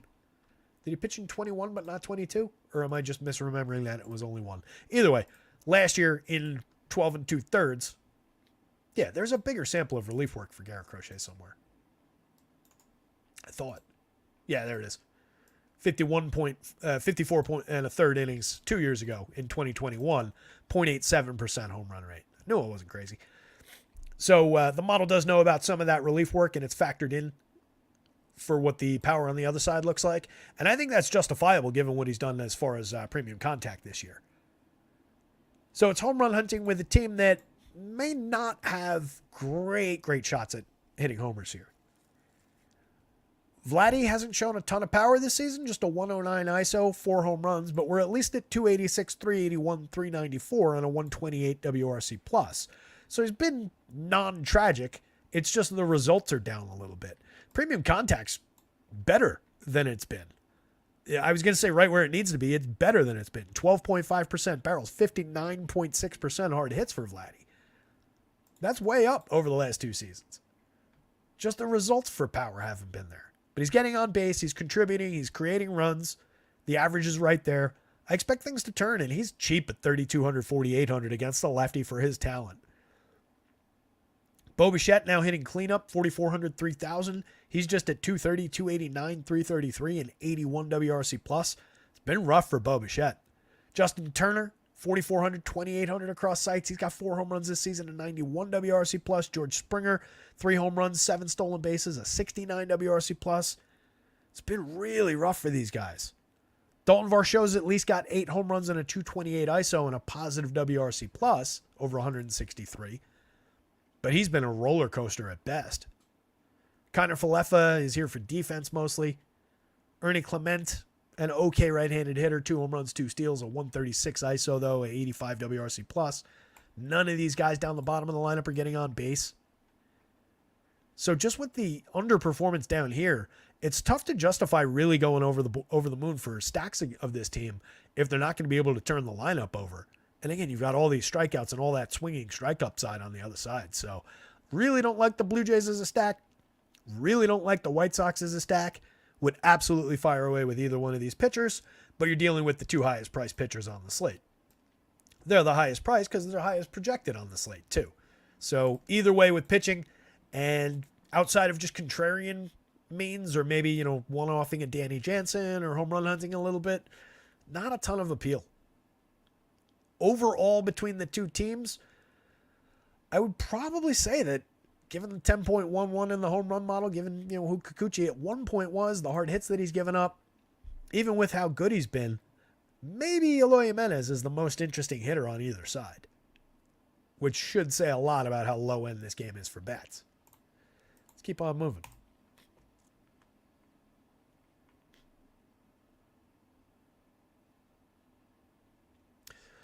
DFS question from Mamba. What statistics do you value the most when selecting your pitchers? So I always want to look at the, and it's a matter of preference between XFIP and Sierra, but I always want to look at the more predictive numbers for the run allotment, let's say, than like ERA right? ERA can be super deceptive. 2.43 ERA for Alec Marsh. We know that Alec Marsh isn't that good. 3.96 xFIP. That's about, I expect him to be high threes, 4-ish kind of runs. I'm sure that Sierra agrees with that. Sierra is a better long-term predictor of ERA. For any given slate, I think an xFIP number is fine. You can even use FIP if you want. The xFIP is the expected number for FIP. And what FIP does is it normalizes across ballparks. It takes home runs out of the equation because home runs are wonky. And it gives you an understanding of the things that are actually in the pitcher's control. So that's why I don't like ERA, because there's a lot. Once the ball leaves the pitcher's hand, he cannot do anything to affect the outcome of that play unless the ball's hit directly back to him. So there's a lot of happenstance baked into ERA that xFIP, Sierra, those numbers try and account for and remove so that you can boil it right down to who the pitcher actually is. So I guess the most pure answer to that question, Mamba, is I like to focus on things that tell me about the pitcher, not about the results of the team as a whole, the fielders and all of that included, the ballparks. Really, I just want to focus on what can the pitcher can control. So those numbers, whichever you prefer, are good indicators of that. Swinging strike rate and CSW. This is just how many swinging strikes does he generate. And then CSW, for those that don't know, is called plus swinging strikes, right? So that's just how many strikes do you throw overall. Obviously, strikeout rate is a part of that. And walks. These are here for discussion points about home run upside. And, sometimes you'll get warnings there. If you see a guy giving up a ton of barrels, ton of hard hits, ton of exit velo, but it hasn't resulted in home runs, that might be a warning that, hey, home runs are coming against this guy, or at least extra base hits and power are coming against this guy. But they're not. They're more informative. They're more, helping decide rather than like the key decision points. I would say my key decision points are probably these three. You can include like whip in that. This top line is really more of the things that are in the pitcher's control. And then somewhat through the contact. ERA is obviously just here because it's the key, it's the back of the baseball card stat. Stuff plus is another good indicator. This just tells you what the arsenal itself looks like. These are for the full arsenal. So some of these guys, like Imanaga comes to mind. He's just got that ridiculous splitter that is like the highest rated stuff plus pitch in all of baseball. But overall, his arsenal, when you include the other pitches, just grades down a little bit. So stuff plus is another one where it's more supportive than predictive. It's more like, yeah, this tells me that the guy that we're getting some of these other numbers out of is actually doing it with a good arsenal of pitches. But it can be a little bit deceptive for a guy like that, where it's like one filthy elite pitch and then some average pitches, or two, pretty good pitches and then some average pitches, or one below average pitch that drags it down. If you check out on Fangraphs or some other sites, and Stuff Plus is courtesy of Saris and somebody else. If you check out the sites, you can break it down pitch by pitch, so you can see the full arsenal. I just don't really have the real estate here to show that. But hopefully that helps some of the things we look at. When in doubt, just think it's always the things I'm talking about on the show. I know I say a lot on these shows, but it's usually, the key things we're focusing on. Greg Biancone's here. You're forgiven for being late, Greg, but don't let it happen again, huh? Carlos Soto's here. What's going on, Carlos? A lot of Texas chat in the chat today. Travis Wyndham is in Spring Katy, Houston, but now lives in Orange, Texas, east of Beaumont. Clintwood says he's from... How do you pronounce that, Clintwood? Wahachi? I'm guessing that's pronounced Wahachi. Waxahachie. Bunch of Rangers fans in the chat, apparently. Oh, maybe not. Clintwood's a Rangers fan. Travis is an Astros fan. All right. Keep it civil, boys. No shooting in the chat. Know how you guys are with those quick draw down there. As far as I know, nobody at the wedding was wearing a gun belt. I was warned before the wedding that some people might be wearing gun belts, but I didn't see anybody. I did see an armadillo. I was halfway in the bag, let's say. It was earlier than that. I was not quite. I had had a few drinks went out to use the facilities, and there was like a little path that went off toward. It was one of those weddings that it's like a big place in nature and everything. So I started walking down the path in the dark, and all of a sudden an armadillo ran across my path. I was excited about that. Never had seen an armadillo all alive. Saw an armadillo and got to kick an actual tumbleweed. That made my trip to Texas. Pew pew. Slick, what do I look for in batters? Height. How do you measure yourself against? That was a Caddyshack quote. I don't keep score. Well, how do you measure yourself against other golfers? By height. Ha ha ha. Chevy Chase. I like in hitters it is a lot of the more straightforward stuff, but it's kind of nuanced because there are different types of hitters, right? So you can't just say I like good on base percentages and good WRC plus, because sometimes guys have lower WRC plus but are tremendous power bats that have great ISOs and good premium contact. So hitting is a little bit more of a blend where I'm looking at a lot of the premium contact. I'm looking at obviously their on-base skills, and hitting needs a bigger sample to normalize, which is why I'm constantly trying to jump back and forth in time about what guys are doing now over 150, 180, 200 plate appearances versus what they've done in larger samples in other years. These numbers here are just for show. These are the results, as are these, honestly. So you can get into some of the rate-based stuff with low strikeouts. I'm looking for a good example. Gio Urshela right now is, and this is not an answer as far as like who is a good hitter in the lineup that's currently displayed here. But just to use him as an example, when you see a low strikeout rate like 15.4% combined with a low walk rate, what this means is there's a lot of balls in play from Gio Urshela. Now, Gio Urshela doesn't typically give you the premium contact or the power to result in a lot of home runs or a lot of extra base hits. So he's a flawed example of what I'm talking about.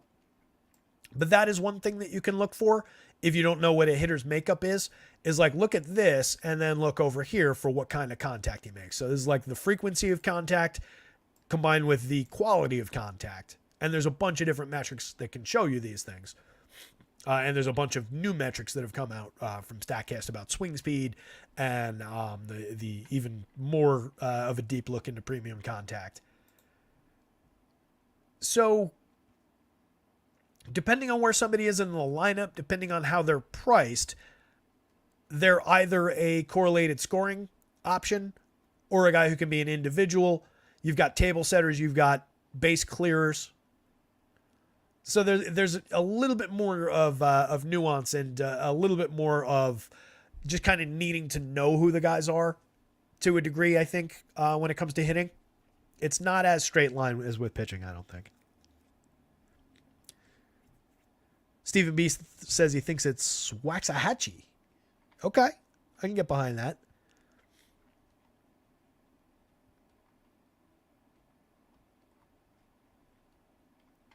No problem, Slick. I feel like that explanation was all over the place, but hopefully you get a little something out of it. Like when in doubt, like say you came into it, this would have been a much better example. I forgot I had Vinny Pasquantino sitting right there.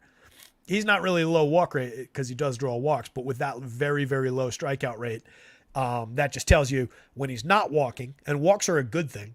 You get some points for walks, and then he's correlating with Sal Perez, Mike Massey, Nelson Velasquez down the lineup. If he's not walking, he's putting the ball in play a lot of the time. So you can see that low strikeout rate and then all the premium contact he makes. So this just kind of supports a lot of upside from the individual hitter. So for DFS output, we're typically talking about the home run hitters, the power bats, in a lot of ways, or at least like the extra base hitters, the guys who are going to hit a double and drive in 2 runs.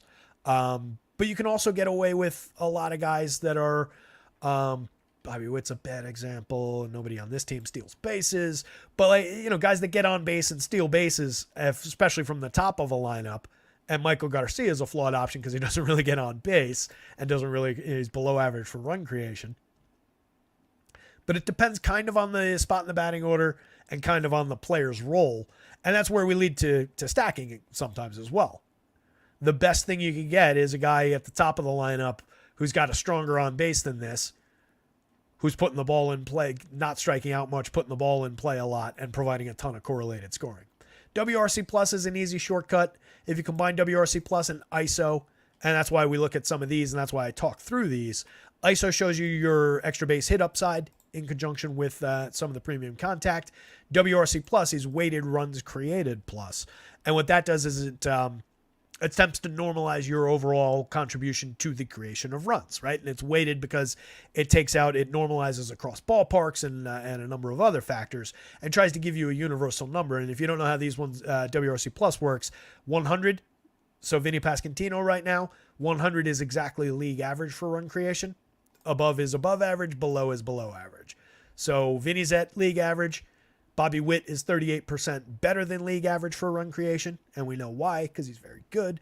And then Michael Garcia has been 7% worse than league average for run creation. Hopefully some of that helped. That Clint, well, you didn't miss too much. FK says so many runs on this slate, about to be a shit show. Yeah, not terrible. Carlos Soto saying try Acuna, for example. Acuna, I mean, it's an interesting case study this year. We could skip ahead real quick. So, he's all over the place this year. He's tripping me up. That's one of the ones where it's like, right now, if you just saw these results, he just looks like an okay leadoff option now. And that's why you don't want to get too much into the results over fewer than 200 plate appearances. Like I said, hitting takes a really long time to normalize. We know that Ronnie Acuna is significantly better than this. Look at last year. Last year was 337, 416, 596, and 258 ISO. 70% were better than average creating runs. And you can spot things if you look across years like I've done. You know, right now the power is just gone. 106 ISO, just 3 home runs. The average is way down. The on-base is way down. What might be causing some of that, we wonder? You know, well, the jump by 13 points in the strikeout rate is probably part of the problem. The barrels are down a little bit, but hard hits are not all that far off the mark. So he's just lost a lot of quality to some strikeouts this year. What are the underlying reasons behind that? It's a little bit tougher to tell. So that's why the model...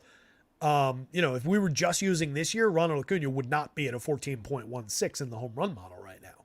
He wouldn't project out as one of the highest projected players on the slate. The model includes multiple years of history to try and capture those things, to capture those changes. Carlos nailed it. A higher K rate affecting his performance. I think that's exactly what it is. I just don't know what the culprit is behind the higher strikeout rate. So yeah, he's an interesting example and the exact reason why we keep the old data in and why the old data is a big, big factor and why you don't want to leap to conclusions about guys. It's also why like BVP, batter versus pitcher stats don't matter at all because by and large, you're dealing with a sample size of, yeah, all right, he's faced this guy for the last 4 years, but that amounts to 22 plate appearances. If I'm telling you that 200 plate appearances are not relevant, then 22 plate appearances are definitely not relevant. Yes, some hitters do own some pitchers and vice versa, but there's nothing we can extract from data that would help us with that. Anyway, Alec Marsh and Casey Mize are pitching in this game. Marsh has a 20.7% strikeout rate, below average Arsenal by Stuff Plus. A 2.43 ERA, but a 3.96 xFIP this season. Last year, 5.69 ERA and a 4.84 xFIP. Over 74 and a third in 8 starts. Had a 24.9% strikeout rate, but walked way too many. His whip is actually down. His strikeouts are down. His walks are also down. There's some good and some bad in the small sample over 7 starts for Alec Marsh. He's going up against a not unbeatable Tigers team, But typically you don't get a ton of depth out of Marsh. So that's another factor for DFS purposes. We always got to consider, what does his team look like when we're looking at the wins? What does their opportunity to win this game look like? What does Vegas think of him as a good way to inform that? And then what does his typical depth look like? If we're on FanDuel and we need that 6th inning with the quality start bonus, how frequently is the guy pitching even into the 6th with how pitchers are managed these days, let alone completing the 6th? Alec Marsh, for as good as the ERA might look, with the strikeouts down, he has completed the 6th inning just once this year. That was in his first start of the season. He struck out 5 in that game. He gave up just 1 earned run. This is probably his best start of the year. In each of the last 2, he struck out 7, gave up just 1 earned run in each of those. Went 5 innings, gave up 5 hits, 2 runs, 1 earned, a home run, struck out 7. That was against Seattle. We know that Seattle's pretty lousy. Against the similarly lousy Angels team in the start before that, he did pitch into the 6th, but didn't complete it. 5 1/3. Struck out 7, walked 2, gave up a home run, just the 1 earned on 4 hits. At 8,700, he just feels a little mispriced on FanDuel. 75, I think he's fairly in the mix on DraftKings, but again, he's down here. He's underpriced compared to these guys, but he's a little bit more expensive compared to some of the other bargain bin options. So it's a little bit of an awkward DraftKings price fit. I think you can play him a little, but not a priority. And on FanDuel, I'd rather have Javier against the Angels. I'd certainly rather have either of these guys. Well, I'd certainly rather have him, any of them, and then mix and match my way through some of the values. I'd probably rather have Brian Wu at 78 against the Yankees than Alec Marsh at 87, even against the Tigers. The Tigers' top end, pretty productive. It's the bottom that's giving them a lot of trouble. Nobody in the bottom of the lineup, or at least these 4 spots, and a reasonable complement of plate appearances, is getting on base at even above 300. And then Carson Kelly, if this is the lineup, at 321. Let me see if we have this lineup. Oh, we do. Perfect. And Carson Kelly is in that last spot. Let me upload these quickly.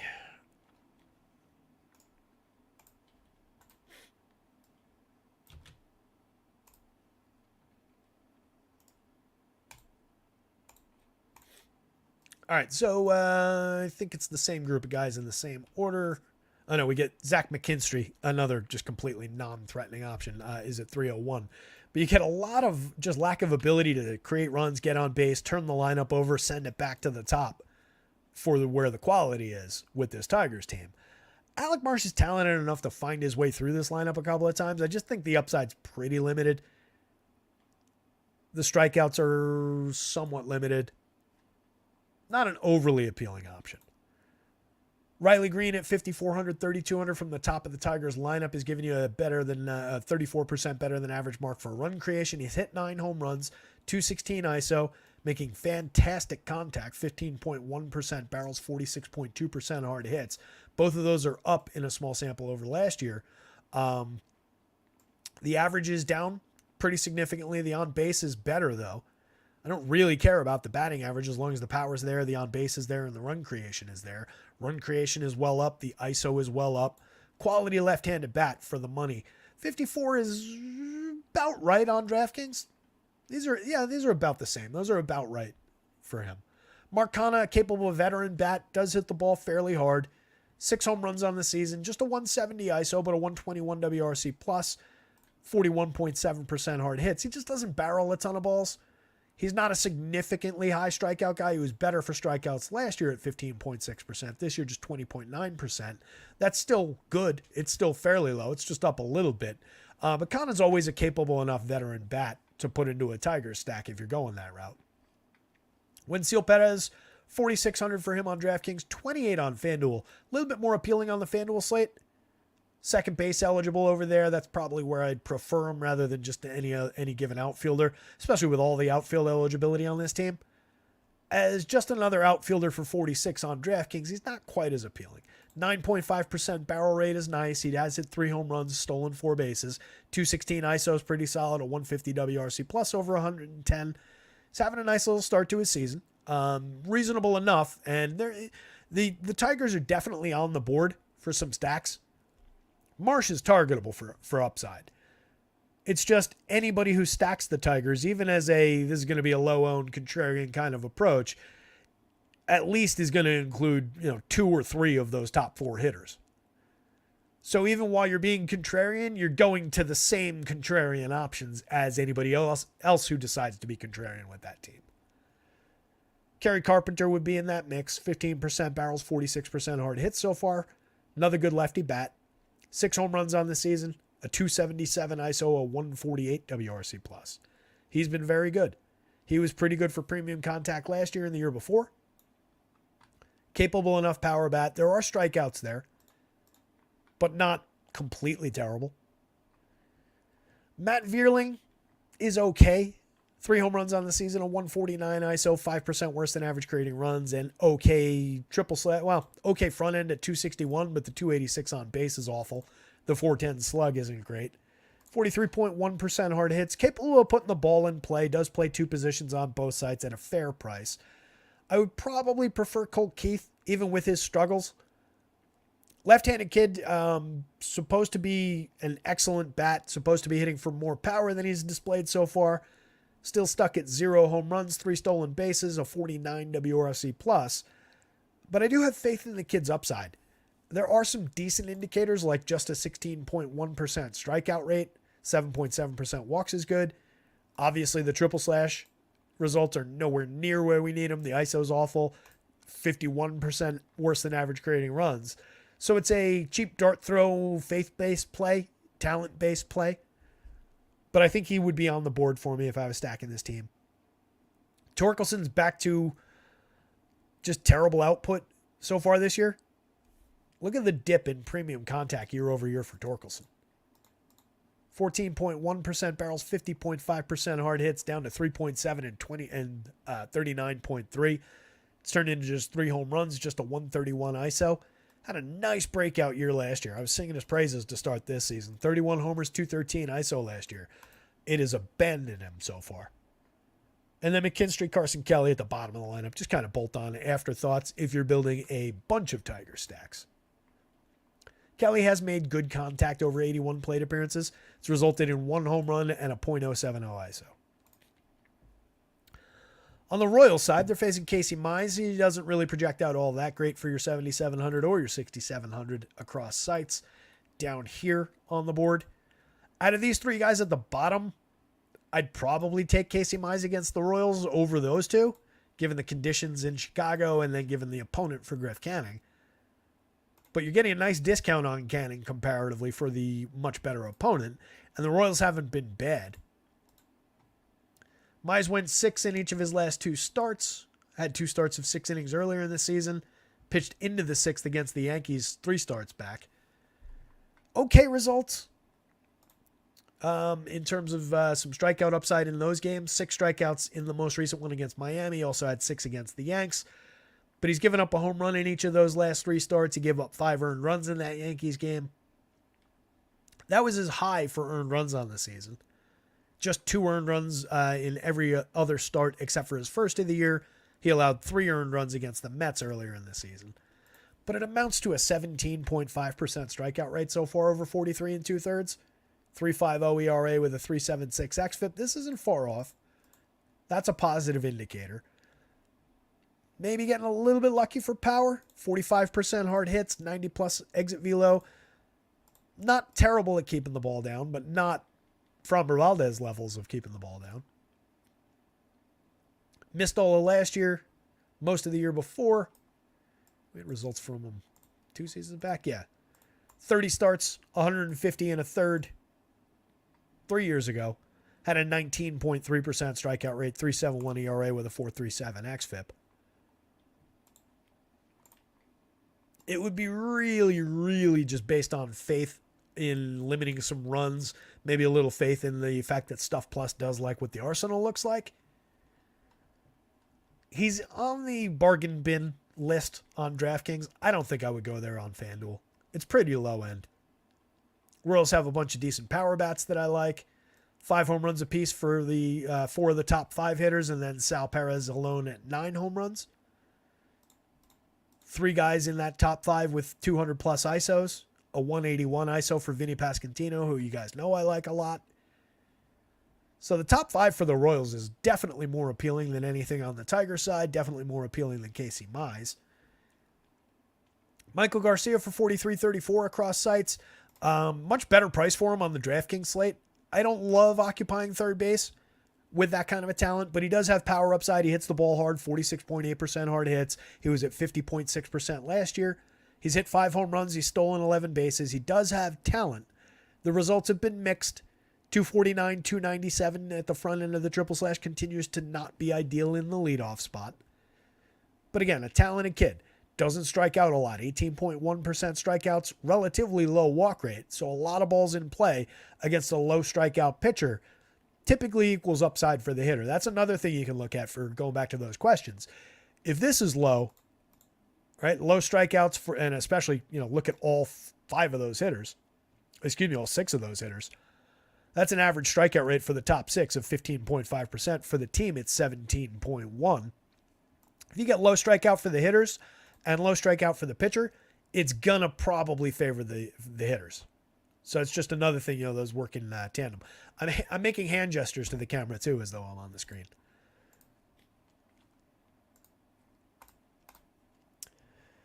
Bobby Witt's a star, a superstar. 6,300, 4,100, totally fair. 5 home runs, 15 steals, 216 ISO, 138 WRC plus. Vinny, just again to highlight it, really low strikeout rate. Year over year, 12.8% this year, 11.9% last year. He does draw walks, so it's not all balls in play. Supports his on base, is actually kind of low at 310 given all those walks. A little bit of bad luck in the BABIP, but he hits everything very, very hard. And again, if this continues and that continues, this is going to go up, that's going to go up, that'll go up, that'll go up, and that'll go up. I really like what Vinny Pasquantino does at the plate. 4,700, 3,100, perfectly fine having him at first base. Sal Perez, I do think you play both of these guys in combination on FanDuel. Catcher, first base, and a utility. Sal has 9 home runs. He's been absolutely mashing this year. 15.7% barrels, 51.4% hard hits, 224 ISO, a 169 WRC plus. Absolutely a tremendous, tremendous catcher option for 54 on DraftKings. Playable as a first baseman if you don't like Vinny on FanDuel, and that's a pretty nice FanDuel price for the output that he's had so far this year, the output that he's had in years past. Not really sure why he's that cheap on FanDuel, to be quite honest. Michael Massey, a lefty at second base, 4,000, 2,900 across sites. Having an okay year, 284, 300, 505 so far. He's hit 5 home runs. He's got a 221 ISO, 117 WRC plus. Doesn't do it with a ton of premium contact, but is very low strikeout. And again, ton of balls in play. 12.7% strikeouts, 2.9% walks. That means everything is in play. Adam Frazier, we start losing some appeal down here with Adam Frazier at 187, 295, 253, a 62 WRC plus. MJ really scuffling after a good start to the season over like the first week and change. 4 home runs. He's been stuck there for a while. The power's dipped at 170 ISO, 61 WRC plus. Still making pretty good contact, but infrequently. It's been a little bit rough for MJ. I do like him to turn things around, but we might be stuck in that like low 200s batting average with a little bit of power kind of territory. Hunter Renfroe, Kyle Isbell, more skippable at the bottom. Renfroe's been mired below the Mendoza line all season. He's only hit 3 home runs. We might be at the end of the line with Hunter Renfroe. Guy who hit a lot of home runs over the past few years, but it's completely left him this year. It had dipped last year, and now it just seems gone. He's not striking out a ton, but he's really not putting good bat on ball, and no good results. Isbell, 69 WRC plus for him. Pretty low end. So, Mize and Marsh, if you want them from the bargain bin on DraftKings, but I think there are much better options on either site. If I had to, between those two, gun to my head, 7,500 for Alec Marsh is probably the better of the two options considering the matchups, but neither one is overly appealing and certainly low priority. Royals bats against Mize are a yes. Tigers bats against Marsh. Top 6 hitters are more in play. Actually top 7. I would throw Spencer Torkelson into some stacks if I'm going there, but they're a fairly low priority team on the whole. We're 3 games down, several to go, 5 to go. Got to hit the gas pedal a little bit here. This game, we know there is all that wind upside in this one. Let's see, do we have lineups? We do. Beautiful. So, given the conditions, given the hefty run total that we've got in this one, probably for the best to avoid pitching. I think, conditions aren't the do-all, end-all. Certainly a guy like Charlie Morton, who's 425 years old, he's pitched in high winds before. It's not going to completely ruin his day just because it's windy. But it's a Cubs team that I don't love tangling with anyway. On a fair average kind of a day, I'd be saying Morton's on the board. He's got strikeout upside, but the Cubbies, not the worst strikeout group in the world overall. They get on base a lot. They create a lot of runs. They've got some good power bats. So it wouldn't be my favorite Charlie Morton spot to begin with. The fact that Stuff Plus doesn't really like what he's done so far with the Arsenal this year. His walks are at 9.1% against a team that can draw some walks and gets on base a ton. I don't love that. The ERA is 3.52 and the xFIP is not far off at 3.83, and sub 4 xFIP is fine. Swinging strikes are around where they should be. But overall, it's kind of a mixed bag of quality. At 9,500, I'm not touching it on FanDuel. I think that's high for these conditions. I think that would be high for a day where the wind was blowing in for Charlie Morton at Wrigley. At 81 on DraftKings, if you want it, it's there. He's in the mix of pitchers from the mid-range here. I think that's fine. But why do you really want to target this Cubs team with a 25-mile-an-hour wind blowing out to left field? Not the most appealing situation in the world. I do think there's a reasonable chance that Morton can limit that home run upside, of course. Only a 6.9 degree average launch angle this season, 87.5 miles an hour of exit velo, not many hard hits.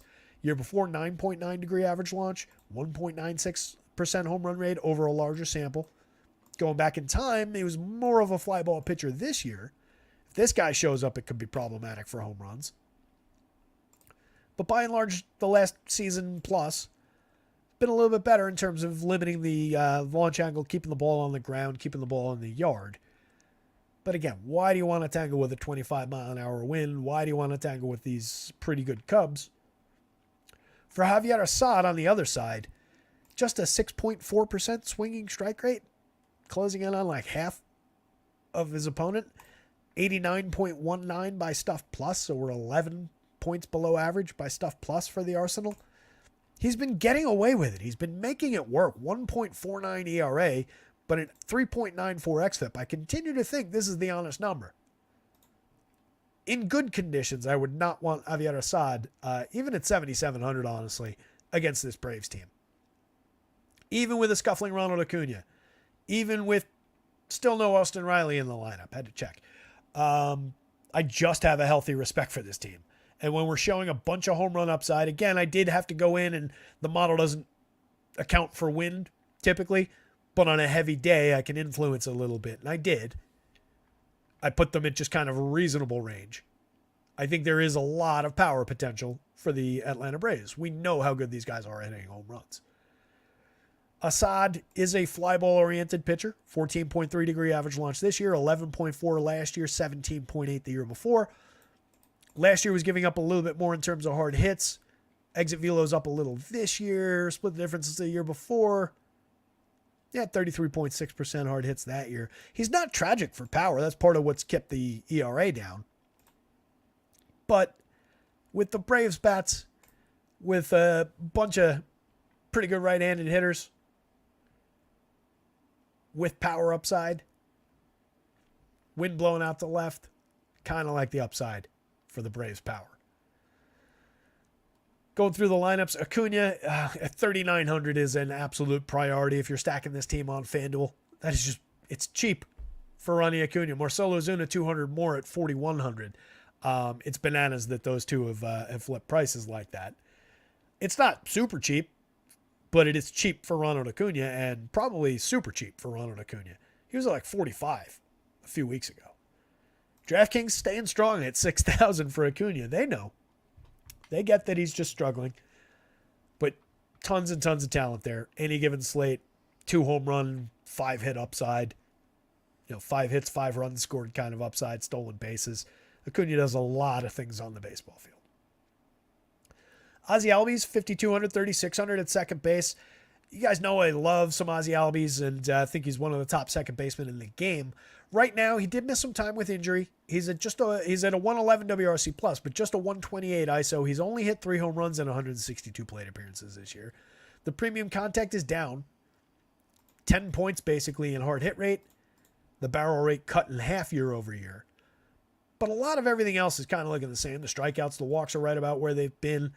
I think things round back into form. Probably just some happenstance there for Albies.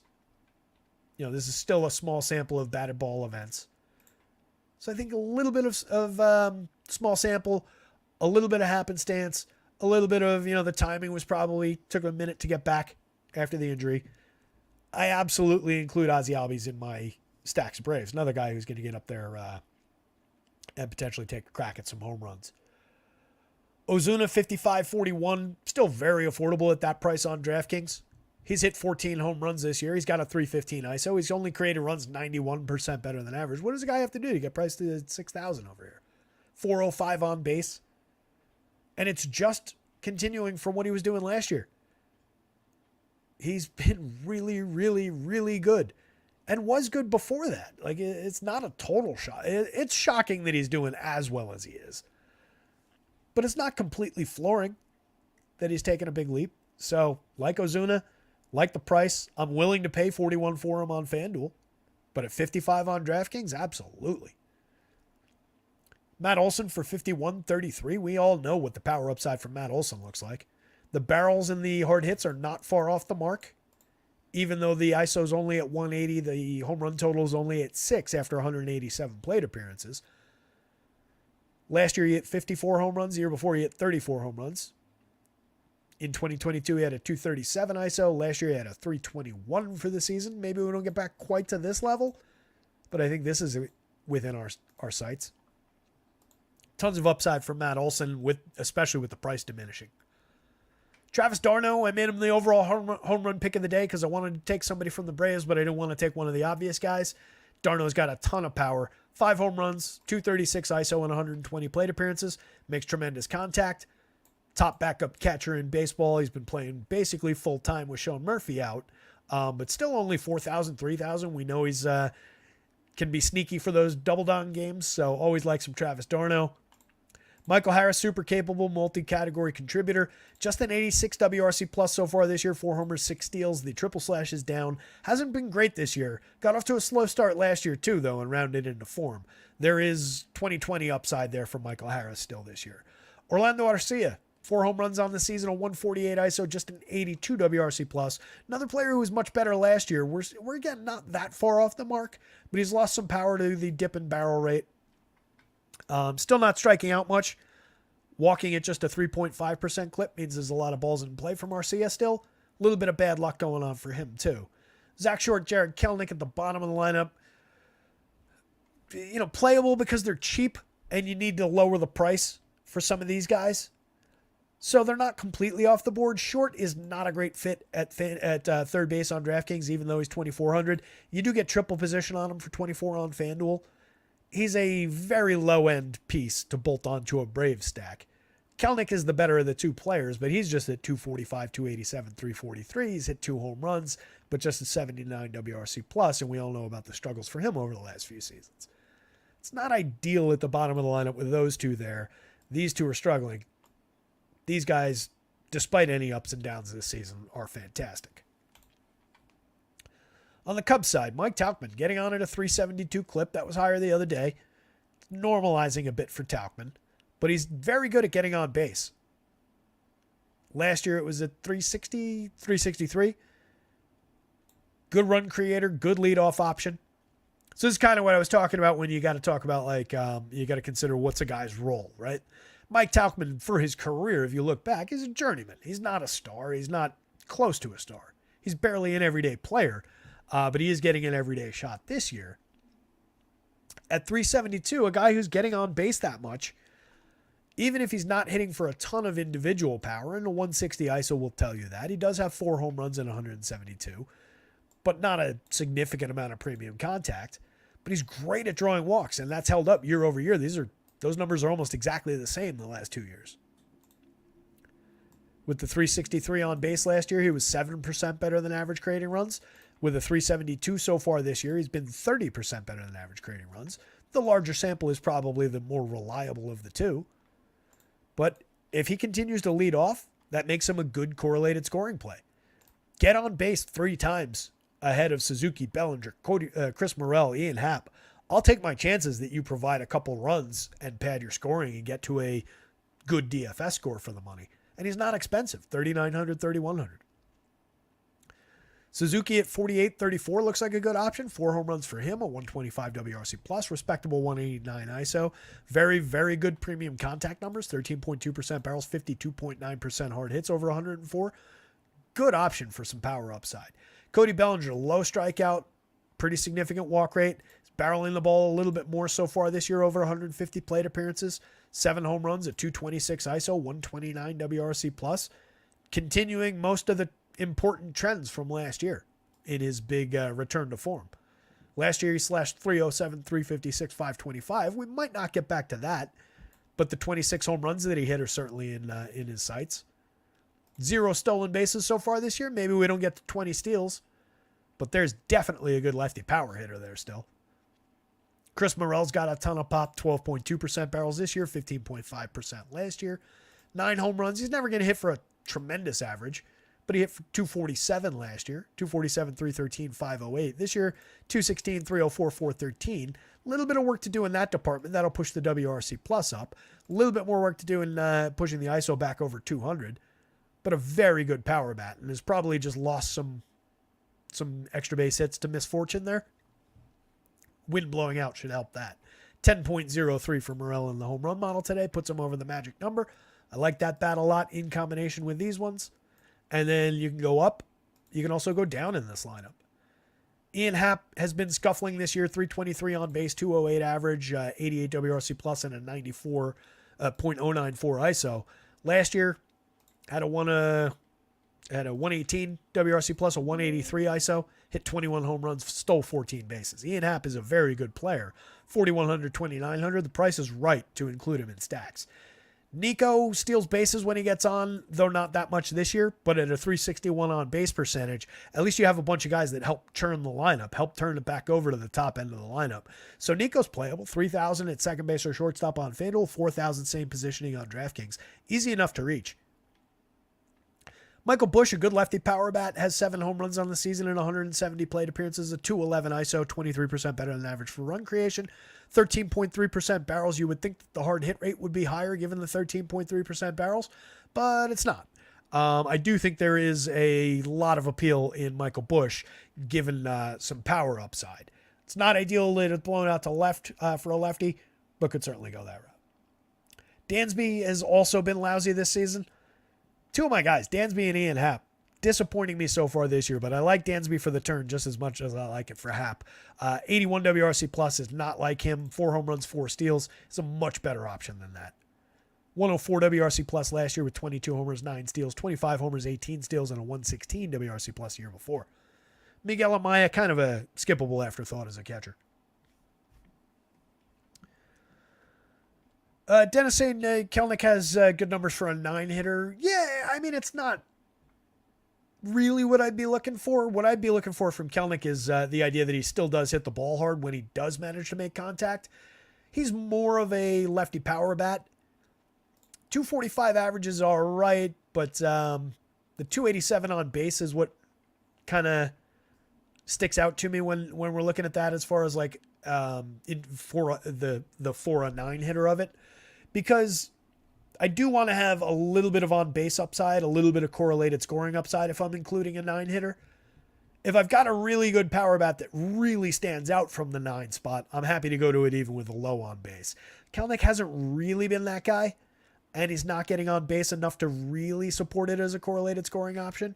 You're not completely wrong in that, you know, he is capable of producing good numbers for a 9-hitter. Last year, he was at 253, 327, 419. He hit 11 homers, stole 13 bases. So, yeah, this is good output for a 9-hitter. Year before, not so much. So the results have been very, very mixed. That's why he's bounced around a little bit. But especially baking the price into that conversation, you're definitely not wrong. He is playable from the 9 spot. I just wish he was getting on base at even last year's rate at 327 would make him more appealing. Braves bats, gigantic yes. Cubs bats, pretty big yes. Neither pitcher is really on the board for me. Even his dart throws, I really don't think there's all that much cause to do it. Morton projects out fine for the 81, but I don't know. There's a lot of quote-unquote safer options. As I think it was Tizzlemane said to me in Discord earlier today, though, with all the hype and all the wind and everything, cue the 4-2 game in this one.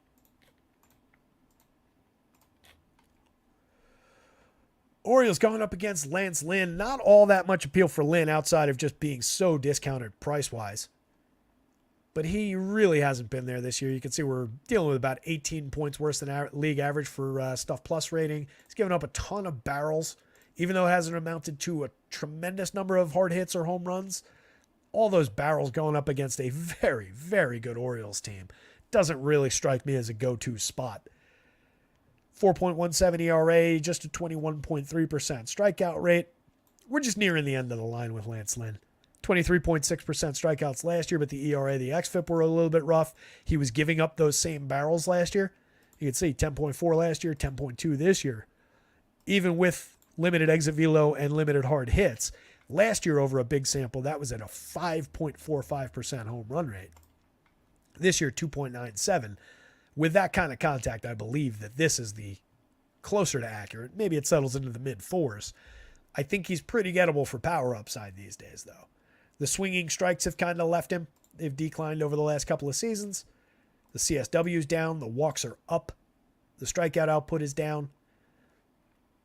It wouldn't completely shock me if for the money he paid off those prices, $72.68 are very, very low prices. But this has been a tremendous lineup. Outside of Cedric Mullins, who's stuck at 67 WRC plus in a slow start, everybody in this projected lineup is above average for run creation. I'm sure we've got this lineup by now. We do.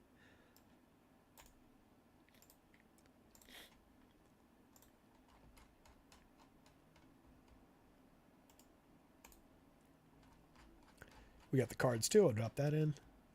Actually, we had that one already, don't we? Yes, we do. All right, so a little bit of change at the bottom of the lineup. Kyle Stowers over 5 plate appearances only has a 13 WRC plus. I think we'll forgive that one. Cedric Mullins at a 67. You get Jorge Mateo, who's been, again, back to his semi-productive performances over 92 plate appearances. Part-time player this year. Tremendous, tremendous amount of speed. Little bit of power upside, but wildly inconsistent. 289 on base is not ideal. You do get him as a little bit of an individual contributor for 2,500 with triple position on FanDuel, 3,500 at second base on DraftKings. You don't typically want him ahead of Jordan Westburg, but the price is significantly lower. He's not the worst wraparound option in the world. There is high scoring upside there. It's just, again, wildly, wildly inconsistent. Kyle Stowers, considering that he's the dead min on both sites, has a 6.97 in the home run model. 2 years ago, 11.3% barrels, 50% hard hits. That was in 2022. That was over 98 plate appearances. It resulted in 3 home runs, a 165 ISO, 107 WRC plus. Last year was just 33 plate appearances, so we'll kind of ignore that. Capable of putting bat on ball against a more limited version of Lance Lynn, but not overly ideal. It's just a very cheap price to average down the higher prices above him. Cedric Mullins, 6 home runs, 8 steals. He might get to 2020 this season, but 190, 242, 343 is ugly so far for Cedric Mullins. Just a 153 ISO and a 67 WRC plus is not at all good. His price is way, way down, though, considering what he does on the field, what he does for DFS purposes. He's at least in the mix if you're building a ton of Orioles stacks. Ryan Mountcastle still makes a lot of really good contact at the plate. He's at 255, 295, 447. He's bounced up and down a little bit this year. 6 home runs. Reasonably good right-handed power bat, if nothing else. Colton Cowser started the season on fire. Has cooled off, definitely, but still hanging on to a 240 ISO. Still at a 149 WRC plus, 6 homers, 3 steals. and a lot of ability. Look at the premium contact, 17.5% barrels in 142 plate appearances, 50% hard hits, and is one of their more highly regarded young players. And he's still, I guess we're still can call him a prospect after this many plate appearances. Had a rough cup of coffee last year and was much better so far this year. And was absolutely raking in the minors as well. Westberg, second base and third base for 49, triple position eligible at 33 on FanDuel. 7 home runs, 5 steals at 225 ISO, 146 WRC plus. Absolutely easy enough to get to. Ryan O'Hearn, still doing pretty good things. 287, 364, 500, 6 home runs at 213 ISO. 4,300, 2,800 at first or in the outfield. Very easy to reach. Adley Rutschman is expensive because you have to play catchers on DraftKings. 5,700, I'm happy to pay that price for that quality of a catcher. At 3,300 on FanDuel, Adley Rutschman is a cheap first baseman for his talent. Just consider him the first baseman and play him like one. You can absolutely play these two guys together with one at first base and one at util also. There's enough talent there. You could go 1, 2, 3 if you wanted to. A lot of ways to put this team together. But Rutschman is absolutely a star. Over 193 plate appearances, 304, 342, 492, a 138 WRC plus. He's hit 9 home runs. He hits the ball very hard when he makes contact. Love the player, love the spot. 7.77 in the home run model for him. 8.83 for Ryan O'Hearn. 8.73 for Ryan Mountcastle. Colton Cowser up a little bit at 5.30. That's probably about right. There's probably more ceiling for power there. But I think that's probably about right for the frequency with which he makes contact right now. Burying the lead a little on the home run board, though, of course. Gunnar Henderson at 10.45. He's only got 16 so far this year. 202 plate appearances. That's pretty phenomenal home run output. 339 ISO is monstrous. A 610 slug. He also gets on at a 351 clip. Creates runs 69% better than average based on that. Monster premium contact numbers. Gunnar is a top priority bat if you're stacking Orioles, and they're very stackable here. Gunnar is a top priority shortstop one-off, playable in any situation. He's very expensive, but he's always playable. Looks like a great option. On the card side, going up against Kyle Bradish, I don't really love it. They've been struggling significantly this season. They're showing a little bit of WRC plus upside, but the power's largely been out. The on-base skills, 320 on base, it's okay. You get Herrera at 351. What's giving that upside? Mason Wynn at 345. I think we know where the Cards are at this point this season, considering how much we've talked about them, how many times we've gone there. What you do get out of them at least is the name recognition factor with Goldie and Arenado and maybe a little of Lars Nootbaar. But you get some talent there. They're recognizable names because they're talented guys and have been over time. They're just all kind of scuffling this season. 2 of them might be headed toward the back end of the careers. But for an average price of $2,800, those guys are kind of appealing. That's FanDuel. For an average price of $4,000, they're kind of appealing on DraftKings. But Bradish is good. Just 3 starts so far this year, 13 2/3, 27.9% strikeout rate for him. He faced the Blue Jays, went 4, struck out just 3, walked 2, gave up just 2 earned runs, 4 hits. Went 5 against the Nationals, struck out 9, walked 2, gave up 1 earned run, 4 hits. 4 2/3 against the Yanks, struck out 5, walked 2, 1 earned run on 4 hits. 4 hits seems to be a theme so far this year. Had a mini breakout last year, 25% strikeout rate with a 2.83 ERA, a 3.52 xFIP. Very good 11% swinging strike rate. 168 2/3 in 30 innings. Talented pitcher rounding back into form at 91.88. I think he's fairly priced for this version of him. He ranks high up on the board, but not top level. I think that's fair. Pretty justifiable in that spot. There are enough strikeouts in this Cardinals lineup, even with some guys who are still spectacular at avoiding strikeouts.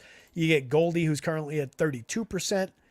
You get a little upside from Nolan Gorman, who's always going to be a free swinger.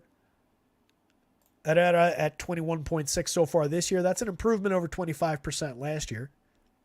He's a reasonably good young catcher. Putting pretty good bat on ball so far this season. but certainly not a reason to fear playing the pitcher. Definitely think you can get away with Kyle Bradish on DraftKings at 88.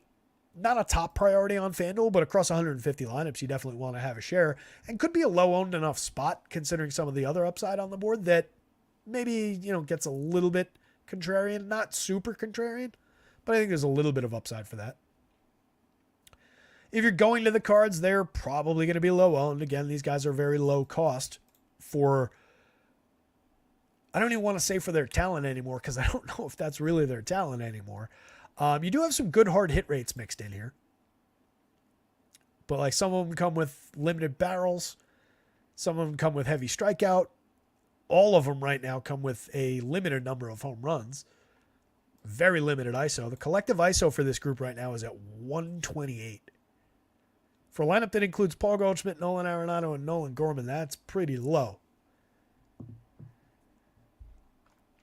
Donovan is a lefty from the top of the lineup. 3,000 with quad position eligibility on FanDuel is always going to have a little bit of appeal, especially if you're stacking this team.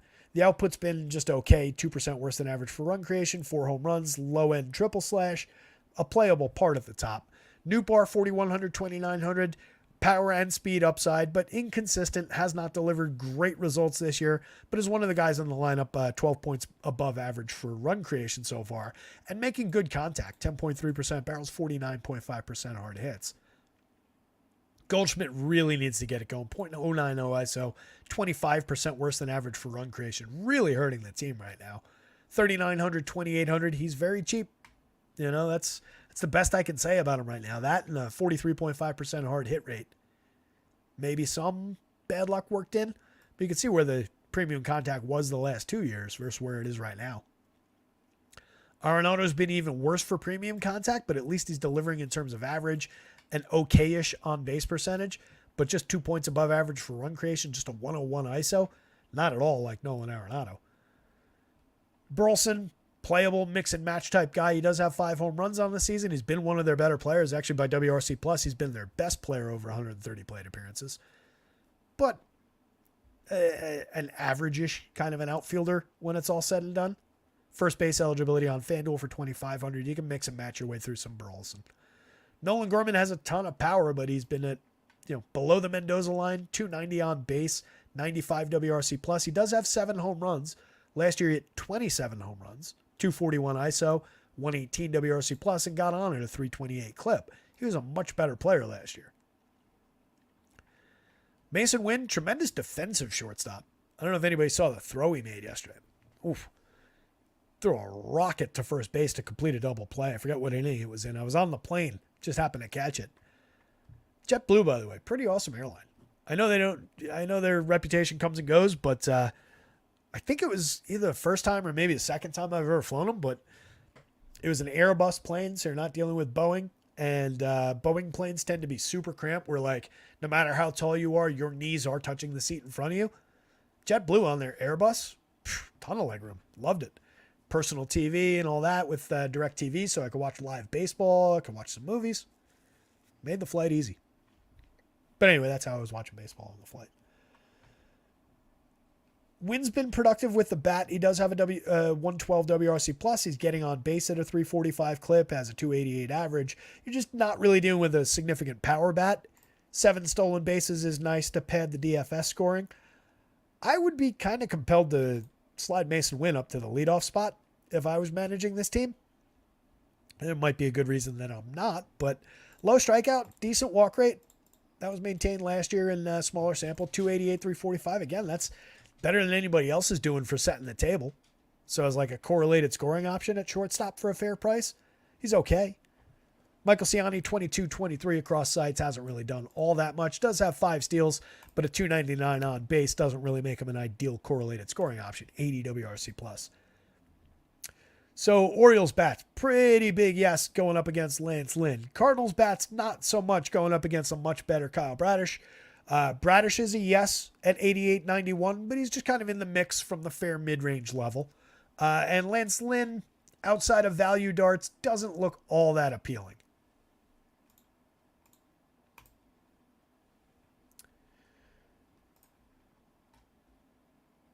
Hit the like button if you get a chance. Subscribe to the YouTube channel if you haven't. If you check out the description, there's some info in there. If you want to make use of it, feel free. It's always appreciated. If you don't want to make use of it, that's understood. If you do make use of it and we eventually go to a subscription model, anything you've done there would be applied going forward. Greg Biancone still bombs away on his Baltimore stack. Oh, yeah, I appreciate the reminder there, Greg. There is weather in that game. The Baltimore-St. Louis game definitely does have some weather issues. As Greg's saying, it does seem like Roth kind of likes it to play. But there is a little bit of weather. Let's see what his update says. I'll just read you because it's from the free part of their site. Roth says, Stormline should be moving in either late game or just after the game. Can't promise we go 9. Though my best guess is that they manage it one way or another. Also possible a little storm pops ahead of the main line and causes big problems, because then the main line definitely is an issue. But again, I think it's lower probability outcome. It is near 90 degrees, and the winds are blowing out at 15 to 20 miles an hour, also to left field. If you're playing the weather, if you're playing the wind, Baltimore with Atlanta, Baltimore with Chicago, the Cubs, looks pretty appealing. A lot of faith in the wind, but those teams can all hit the ball up in the air and let the wind carry it, and they're all pretty good home run hitters in their own right. Let's get the lineups for this one. Oh, the other thing I was saying was, again, check out our pals over at acemine.io for all your sim needs. They got you taken care of over there. Promo code rotoscouts all in caps gets you 20% off the first month.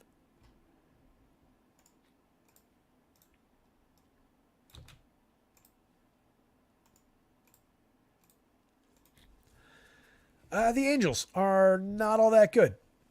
They are showing some improvement in terms of the WRC plus marks. They'd be more interesting with a guy named Mike Trout in the lineup.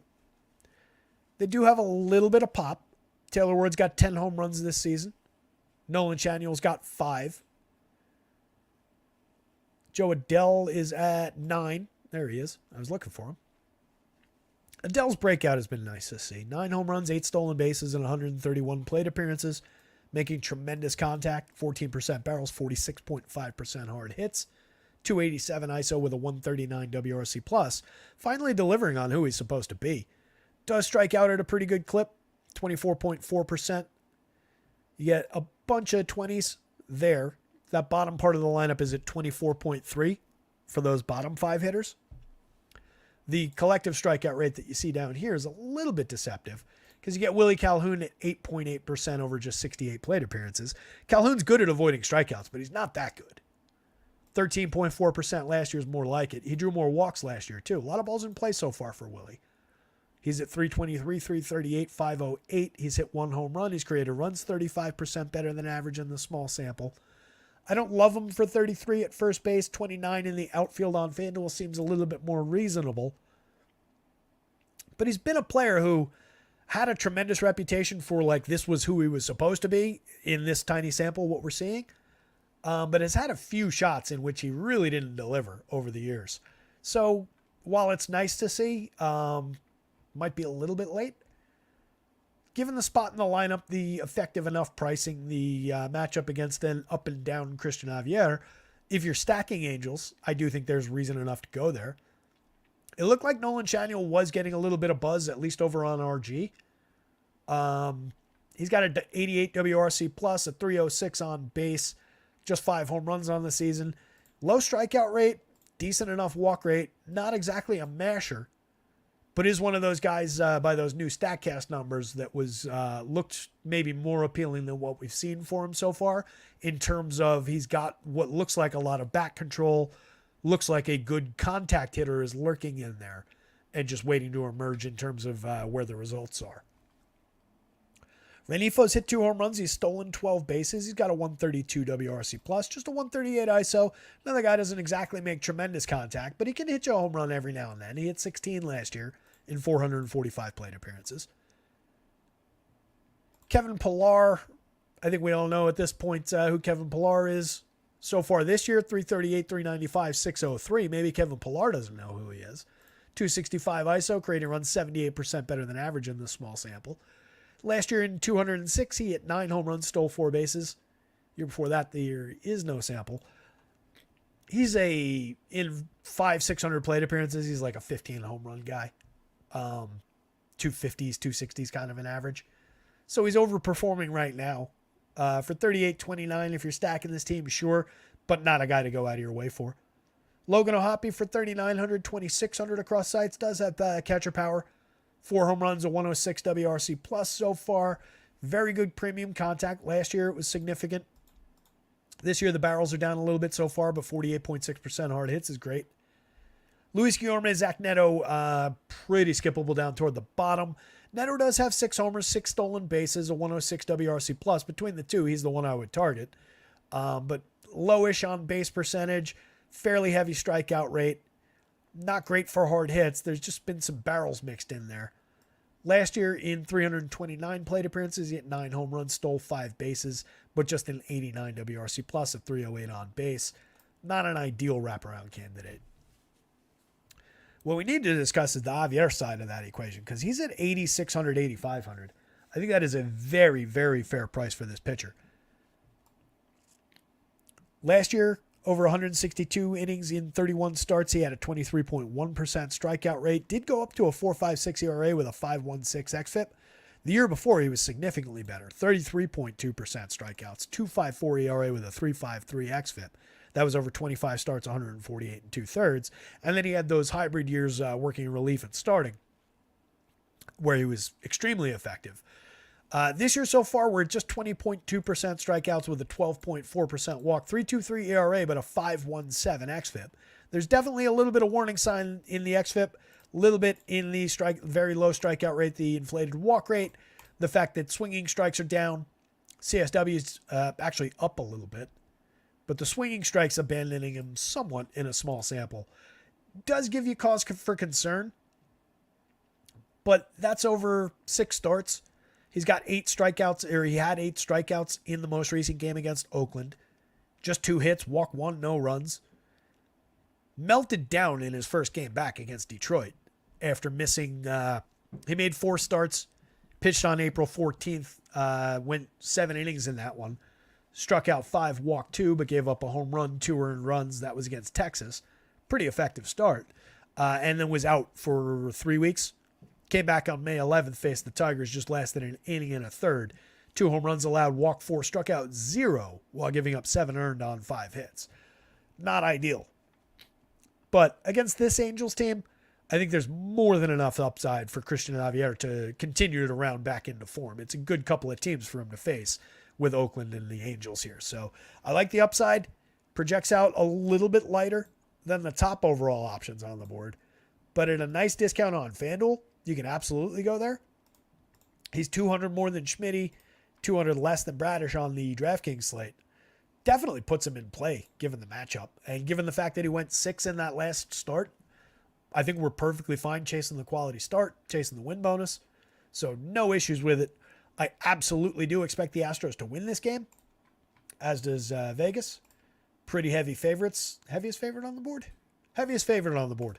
5.26 implied total for them. You can see the home run upside. The 2 superstars. Is it fair to call Kyle Tucker a superstar? He's hit 15 home runs. He's stolen 9 bases so far this year. 329 ISO. I think it's fair. He's absolutely mashing his way through the season. He's up to 6,100, 4,600. He's certainly priced like a superstar. He's priced like Ronald Acuna was a few weeks ago. Jordan is priced down. So between the two, if you're getting them both, then average price of 42 on FanDuel, average price of 57 on DraftKings. The combination is actually a little bit cheap considering that on DraftKings. It's about right on FanDuel where they average 42. Minor discount on Alvarez on FanDuel, bigger discount on DraftKings. The premium contact is down for him a little bit, but the strikeouts are in line. The walks are down a little, which is impacting the WRC plus. The power is out somewhat, but he does still have 8 home runs, 177 ISO, and again, 12.2% barrels, 46.3% hard hits. It's not quite Jordan Alvarez numbers, but it's not awful considering where the price is at. The other star at the top of the lineup, Jose Altuve, 5,600, 3,700 across sites. Second base, one of the top second base options in baseball on any given slate. 9 home runs, 7 steals this year, 145 WRC plus with a 191 ISO. Last year, 17 homers and 14 steals in just 410 plate appearances. Year before, 28 homers, 18 steals in 604 plate appearances. Jose Altuve continues to be a tremendous, tremendous second baseman. Alex Bregman, price is way down at 4,200, 2,900. He stabilized a little bit. He's up to 4 home runs, just an 84 WRC plus, 220, 290, 347. But at least we've seen some signs of life. The strikeout rate is still very low at 13%, so there's a lot of balls in play, even with some walks. Just not making tremendous contact so far. There's more for Alex Bregman to give. I like the upside. I like him as my 4th man into Astros stacks if I can afford him. The stack that I built on FanDuel that included the Astros, I couldn't afford him. I went to, actually I got to figure that out because I went to a player who is not getting a start today. Unfortunately, I was hoping Mauricio Dubon would sneak into the lineup as a cheap playable part. Might have to one-off third base, but we'll figure that out. Jeremy Pena, 326, 365, 457. He's been tremendous. 137 WRC plus, 5 homers, 7 steals. Doing everything they want from him. If they didn't have Altuve up here, he'd be an interesting option in that spot, but they do. So 5-hitter makes sense. Dropping him in the lineup would make sense, but you're not really getting a ton of production out of some of these guys. So I think he's right about where he needs to be. Singleton for 35-26, has 4 home runs, a little bit of cheap lefty power on any given slate. Not a tremendous option, though. Jake Myers, playable enough outfielder at 290, 355, 530, 152 WRC plus, 5 home runs at 240 ISO. The results have been great. Over time, that's not exactly who he is. Last year in 341, he hit 10 home runs, stole 5 bases, 227, 296, 382, 88 WRC plus, 155 ISO. A little bit of small sample results, but a playable part. Jainer Diaz down to 265, 298, 382 after that killer start that he had. 3 home runs. He's definitely taken a dip. He's lost a little bit of his luster, but in the long term, I like the upside. I think he's playable tonight, but probably deprioritized for now. Chas McCormick back in the lineup, 4,300, 2,600. Interesting wraparound option. He's very cheap for his talent. Last year, Chas McCormick in 457 plate appearances hit 22 homers, stole 19 bases. Year before, 14-4 in fewer plate appearances. Has missed a lot of time.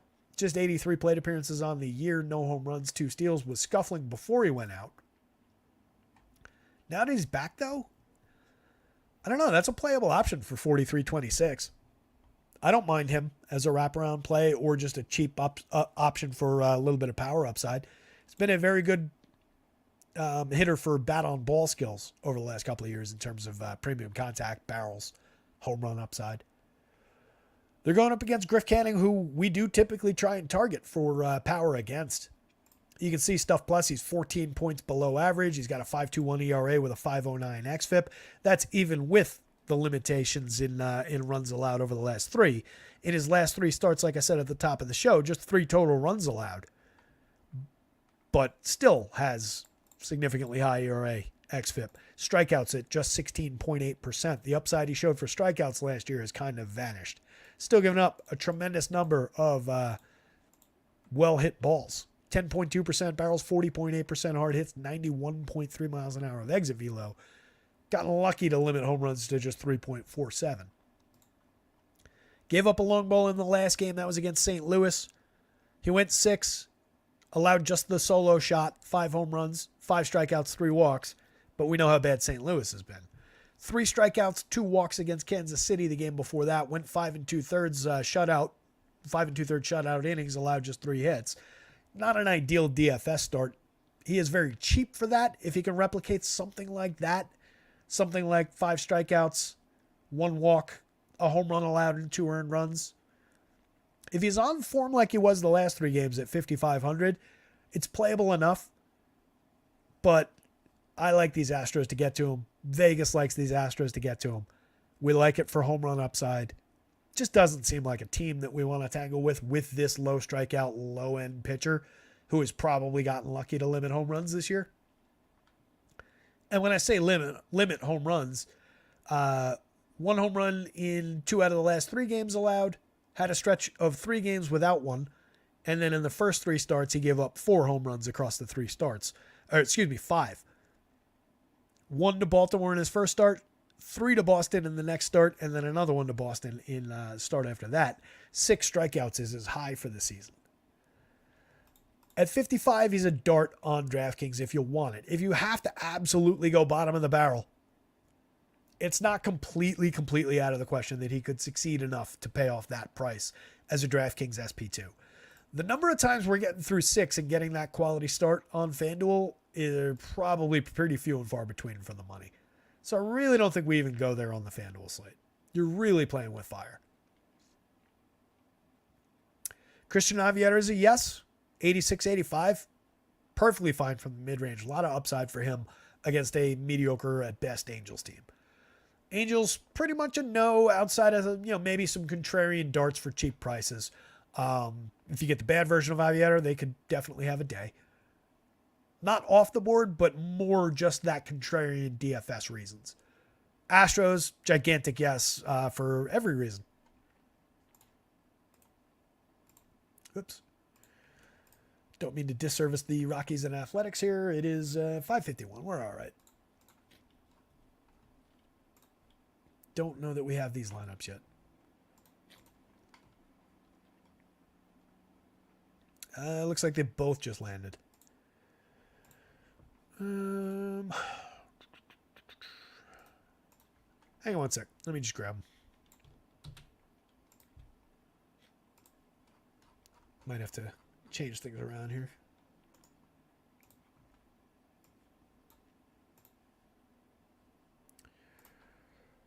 Rocks are going Blackman, Tovar, McMahon, Elias Diaz. Mr. Bryant back in the lineup. Look at that.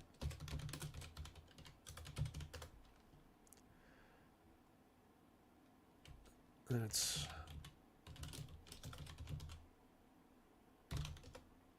Jake Cave and Jordan Beck. Okay. And the Athletics.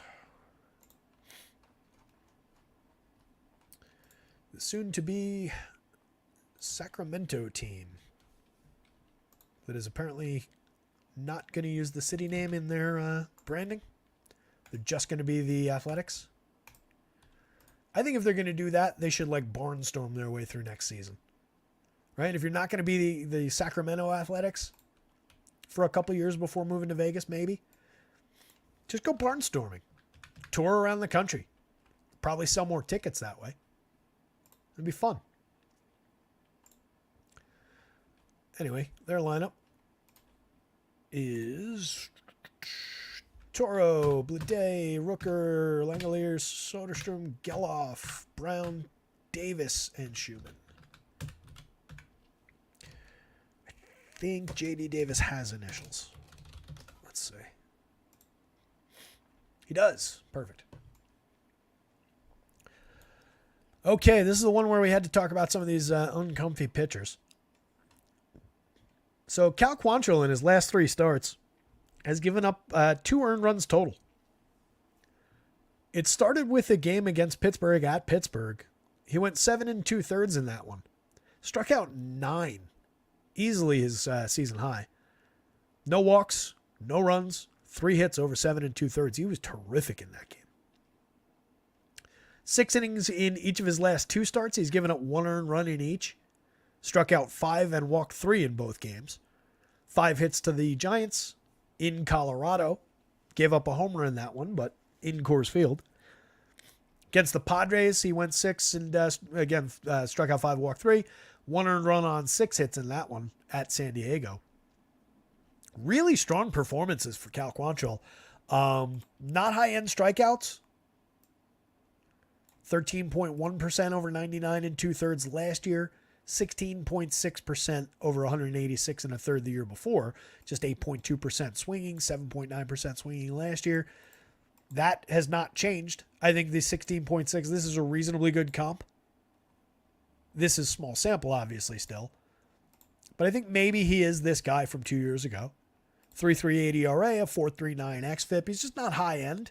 He's not what we're looking for DFS in most cases. But if he's going to go 6, get me a quality start, get me a win for 8,600 on FanDuel, it's not ideal. For 6,000 on DraftKings, that win bonus is appealing. You got to believe in the Rockies' ability to beat Aaron Brooks. But 6 innings for 6,000 and, call it 4 or 5 strikeouts and limit runs, it's not entirely out of the question. His 2 bad starts, he gave up 6 earned runs to Houston in Coors Field. That's kind of forgivable. He gave up 5 earned runs in his first start of the season at Arizona. Otherwise, 4 earned runs, 3 earned runs, and then the ones and the zeros. He had 1, 2, 3, 4, 5 starts this year out of his 9 where he's given up 1 or 0 earned runs and kind of a stretch of them. Those 5 starts came with just that bad Houston start in the middle. Otherwise, that's 5 of his last 6 starts. He's given up 1 or fewer earned runs. It's not the craziest thing in the world to think that he could continue that streak of success against this Athletics team. It's just he is not a very high-end pitcher, and you need him to find some strikeouts. Fortunately, this A's lineup is striking out at a 27.3% clip, so he's got the upside to find them.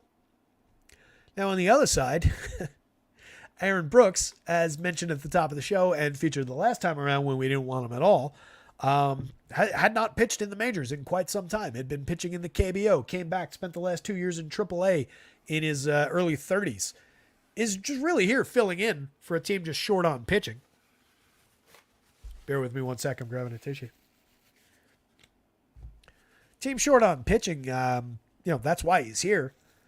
But in that game against Houston, at Houston, he came out and shocked us, went 7 innings, struck out 5, walked 1.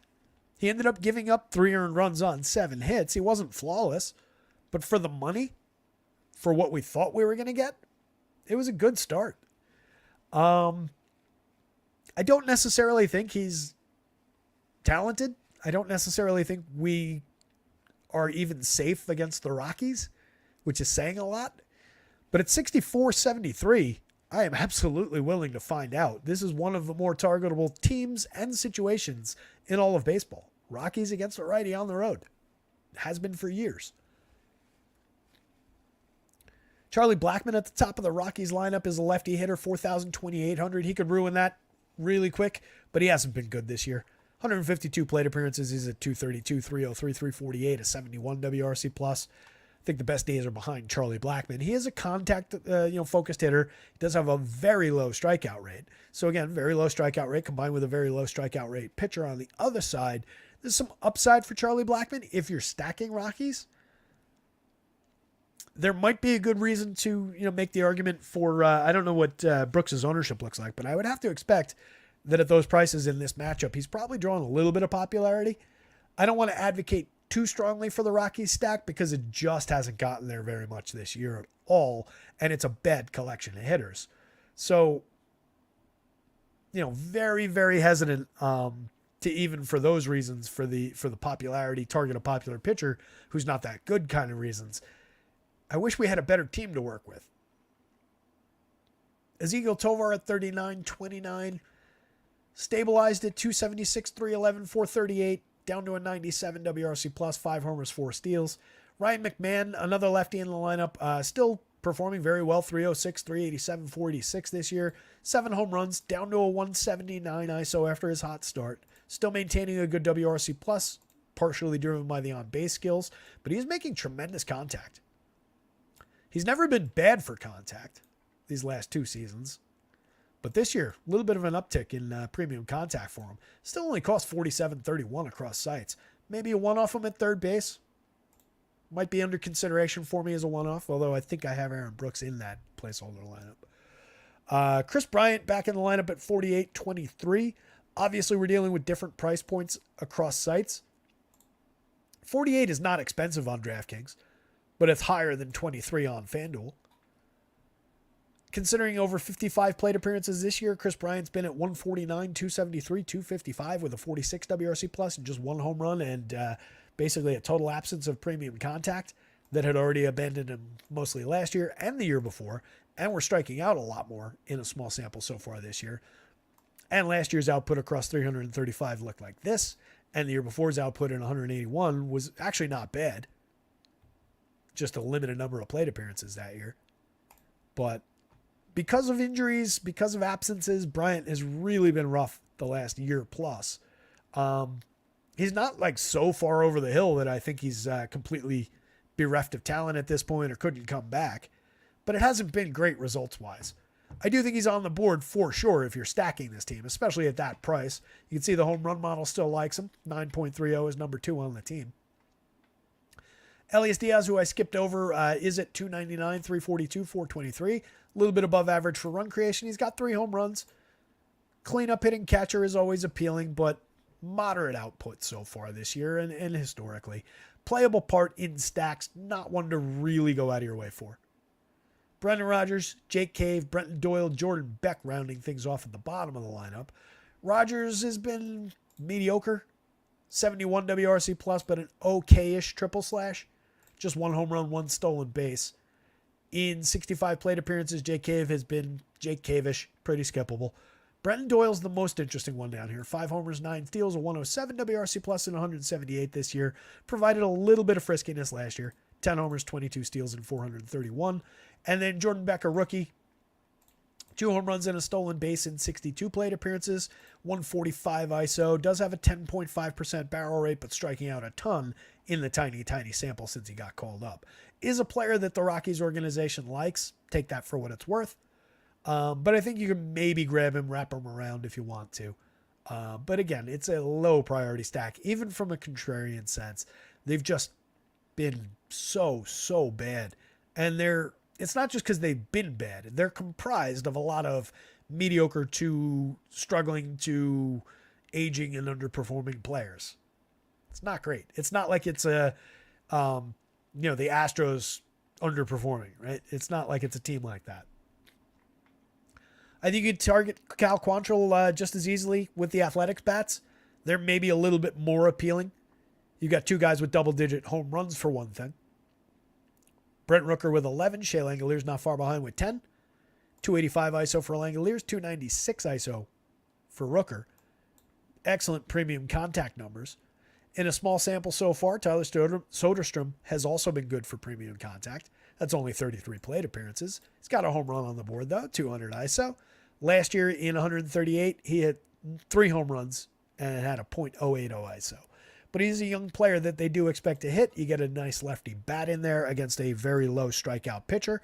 Good things can happen from that mix of factors. Abraham Toro off the top of the lineup at 295, 346, 446, 132 WRC plus. Pretty appealing option if you're going to this team. He's very cheap, multi-position eligible. JJ Bleday, a lefty bat with a little bit of pop, 187 ISO over 186 plate appearances. Creating runs 19% better than average. Mix and match option. Zach Geloff at 4,300, 2,700 at second base. Scuffling so far in 123 plate appearances. Missed some time. Does have 3 homers and 4 steals. Needs to round into form, but was a good player last year in the sample that we saw and has upside and is a player that they like. Seth Brown, 2,800, 2,400, has 4 home runs. You get a pretty bad group of sub-Mendoza numbers from these guys down here, but any one of these guys can definitely go deep on this pitcher. Brown has a 9.2% barrel rate this year, had a 12.2% last year with 46.1% hard hits. So there's some justification to believe that, he can definitely hit for power here. JD Davis always mashes when he makes contact. It's just the results are kind of mixed. So far this year in 94 plate appearances, just 2 homers.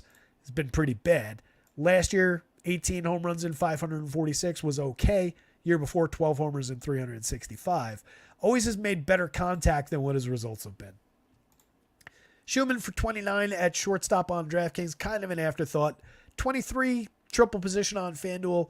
He's playable. He's created runs 18% better than average over 83 plate appearances. 2 homers, 2 steals. Effective enough. So uncomfortably from the bargain bin and thinking of them in those terms only and probably excluding Cal Quantrill on FanDuel, I do think the 2 pitchers are playable. I do think either one of these teams is playable. I think the Athletics are the better of these 2 teams in terms of their lineup quality and their upside here. That would be my preference between the two. You probably get the Rockies a little bit lower owned against the higher owned of the two pitchers, though. Something to consider. So bargain bins abound in this game. Last game up, which is good because I am suffering over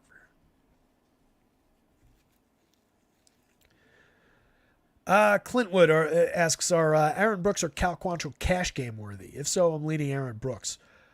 Yeah, just because of where those prices are at. And I do think that he's the right choice between the two. And cash game, you don't really care if he's popular, and I think any popularity would just justify it as a cash game play. That said, I don't really love cash games for baseball, just period. Dennis Forgy points out 49 watching, 42 likes. Pretty good ratio there. Love it. Appreciate you guys.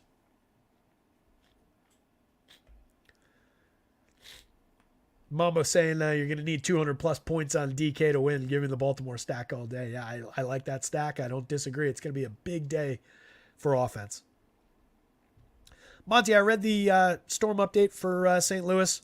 It sounds like Roth thinks the most likely outcome is that it goes the full 9. It is, as Greg points out, very hot, and the wind is blowing out to left field there as well.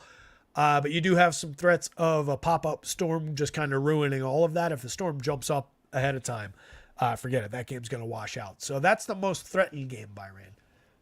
Holy hell, we've been going 2.5 hours. Lost track of time. We had a lot to talk about. Had to catch up. Last game up, Brandon Pfaadt going up against Gavin Stone. Capable enough pitchers, but neither one looks overly appealing given the matchups. Stone, fairly low strikeout at 15.8% so far this season. Has a 3.27 ERA with a 4.49 xFIP. This is the more honest of the two.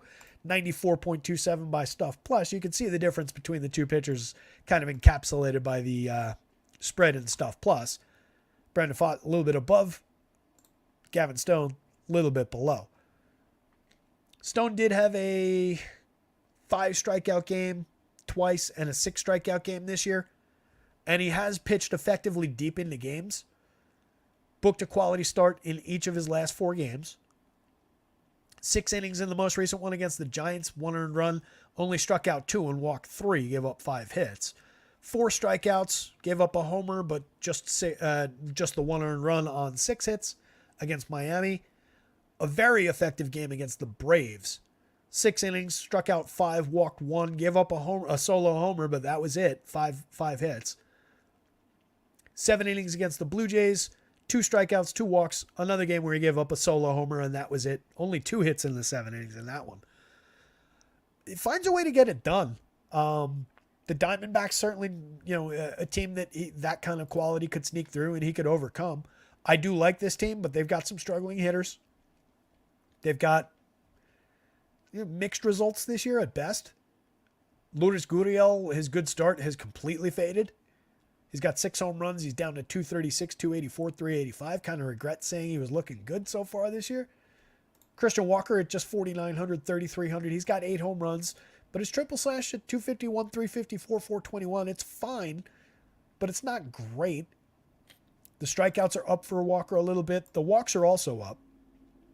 The power output is down, just a 170 ISO. Does still have a better than average run creation mark, though. Jock Peterson's been tremendous in his 130 plate appearances. This is like the best we've ever seen him. 10.3% barrels, 51.3% hard hits, playing basically every day at 234 ISO, 175 WRC+. We've known Jock Peterson for a long, long time as a player, but he was relegated to platoon roles for a big chunk of his career and was always better than that. So it's nice to see him get more of a shot, and the results are there. I think he's very, very playable. He's still cheap, too. 44 on DraftKings, 27 on FanDuel. Forgot to check for these lineups. We do have the Diamondbacks.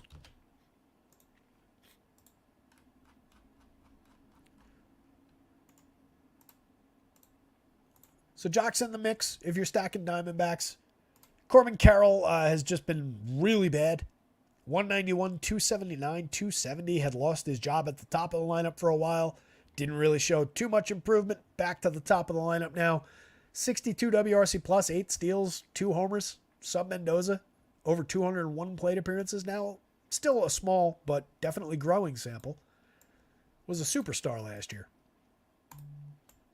I think you play him if you're going to this team, but he's probably at this point not the reason to go to this team.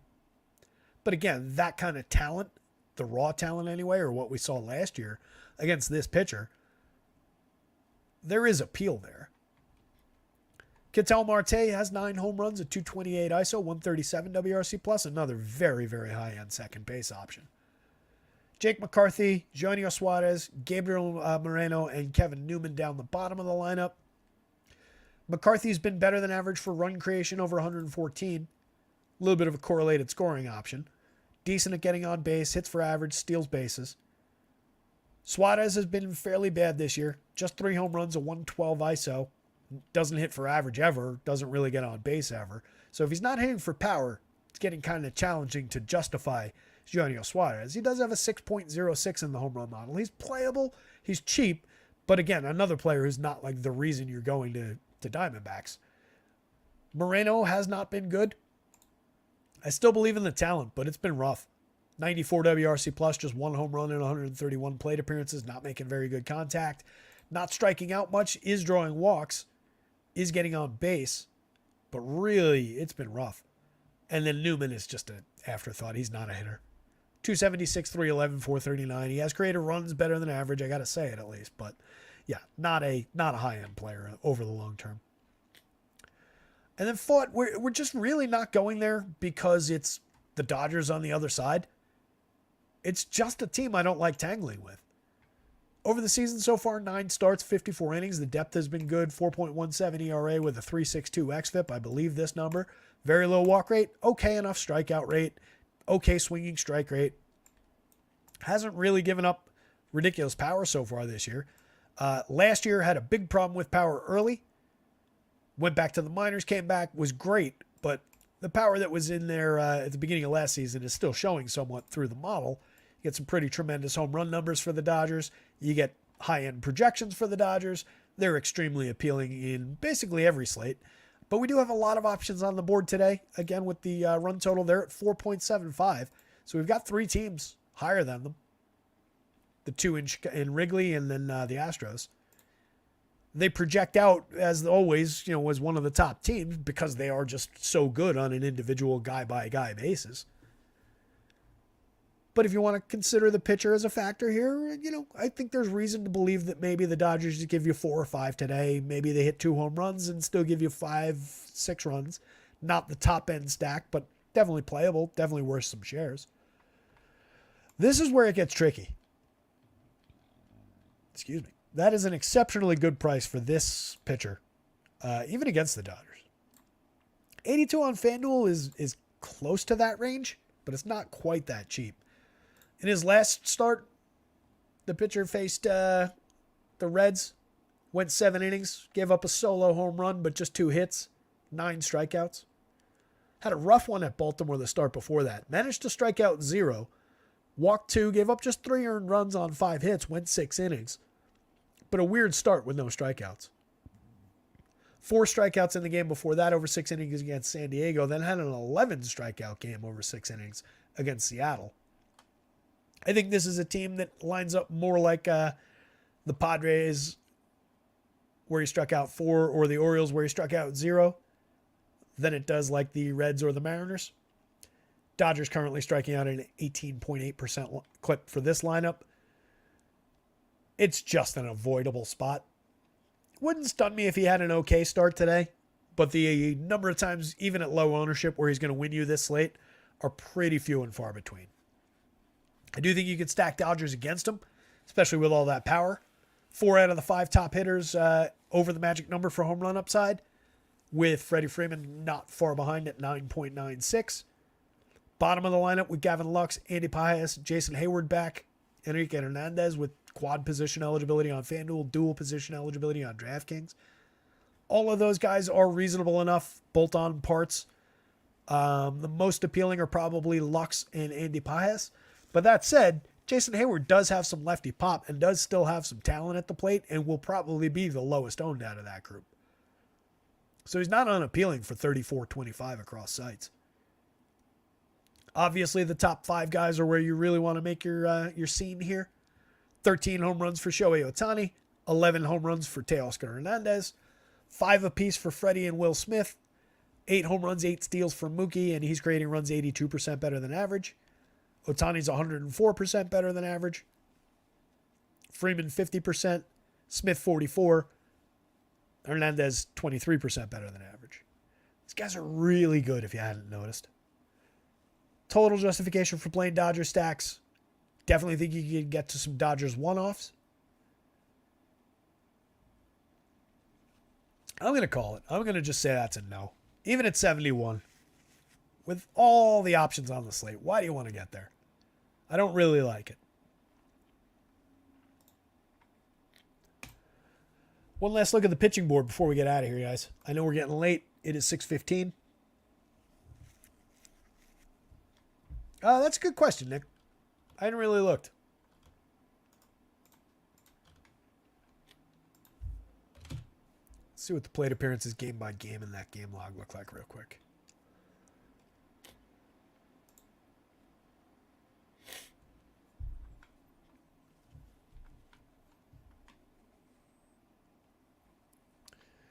Why are walks not on here? Oh, they are, but just as a percentage. That's weird.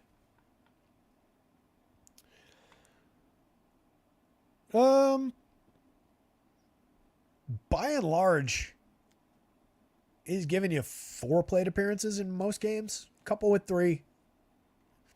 But it's not a foregone conclusion that they're going to be able to work a lefty into the game. Right? It's not a lineup that really plays that strongly to match that up. Like if you started an inning, say we're in the 7th, and Corbin Carroll's going to lead off the inning, then maybe you get away with it. Bring in the lefty, get Carroll, hope you get Marte, and then you get Jock.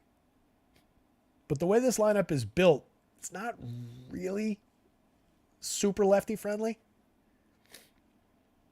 So I think that probably helps him stay in the lineup more often than not. But there is always a little bit of risk there for sure.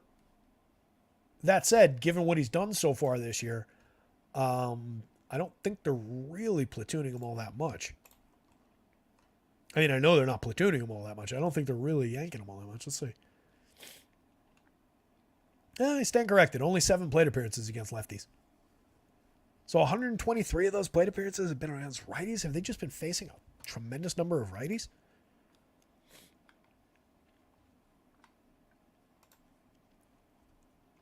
Yeah, I wouldn't discount him because of it, let's say. But I would have thought it would have amounted to a few additional plate appearances against lefties, a few more than he's gotten. But I wouldn't really worry too much about it. If I'm stacking this team, Jock is definitely a part of the stacks, especially given his upside for those prices. It's more about those first few plate appearances against this kind of a pitcher than it is on the back end. But yes, there is always that factor.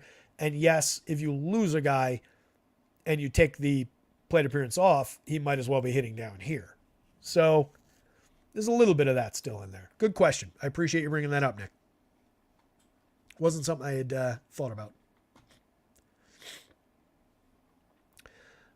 Mom is saying, according to your logic earlier, there aren't many good pitchers on this slate today. Yeah, there's like you could easily argue that this slate lacks a lock-in ace. I do think Crochet's got that kind of talent, but we've only really seen it on a limited basis. Kikuchi's pitching really, really well, but we've seen him be a complete roller coaster over the years. I believe enough, especially in this matchup against the White Sox, but he's not an A-plus ace, capital A ace, however you want to say that. Clark Schmidt, certainly not. Christian Javier 2 years ago was pitching like that, but in the last year plus has not been. Kyle Bradish was like a lowercase a ace last year, maybe like a B plus, A minus kind of a pitcher. Morton is past his prime. Brian Wu, I think, is good, but again, another guy, he's more of a B plus than he is an A or an A plus. Lance Lynn, easily past his prime. Brooks Marstone, Brandon Pfaadt maybe in another matchup. But yeah, you're not wrong. It is not a super high-end pitching slate. It's just these two spots are good, so it's easy to justify the money. This spot's good enough for the pricing. This one you have to have a little faith in the talent. I do. This one is good in terms of the pitcher for the price in the matchup. Morton's just basically a hard no. Even on the stronger side of that matchup with the wind blowing out, it's just tough. Like I said, I do think that Wu has a chance to succeed against the Yankees. That 7,800 on FanDuel is kind of interesting. The 85 on DraftKings, I think, is playable. I think it puts him in this fair mid-range. It's just the Yanks on the other side have a pretty strong propensity to get to pitchers. There are a lot of ways you could say that the cut line on this slate is like that high. It's like all the way up there. But there's also an argument to be made that it's like all the way down here, given what the bargain bin looks like on DraftKings. When we want to throw those options into the mix, which we have to, and on FanDuel you get Aaron Brooks at 73. I do think that's a bargain bin option for FanDuel. And Cal Quantrill at 80. Not at 86. So Brooks at 73 is uncomfortably there. If you had 500 extra to spend, I wouldn't call you crazy for switching that to Brian Wu. I have a lot more faith that Brian Wu is a good pitcher than Aaron Brooks. Even in the matchup, it's just the Yankees versus the Rockies. Who would you rather target for 500 savings? Lynn is pretty tough to justify against the Orioles quality. On DraftKings, it's more playable. Well, it's more playable because you need two pitchers. Brooks at 64 and then Quantrill on the other side of that same game at 6,000 are, mix and match your way through the bargain bin options for sure. They're going to probably draw some popularity. I don't love this one. I definitely don't like this one at all, but for a cheap hitter price, you can do it. So it's not a high quality pitching slate, but there are a lot of options if that makes sense. It's a good slate to be building like 150 lineups for, to be honest. It's not a great slate for just taking one or two shots. Let's look at the home run board, and then we're going to punch out so I can get this thing updated before the slate starts.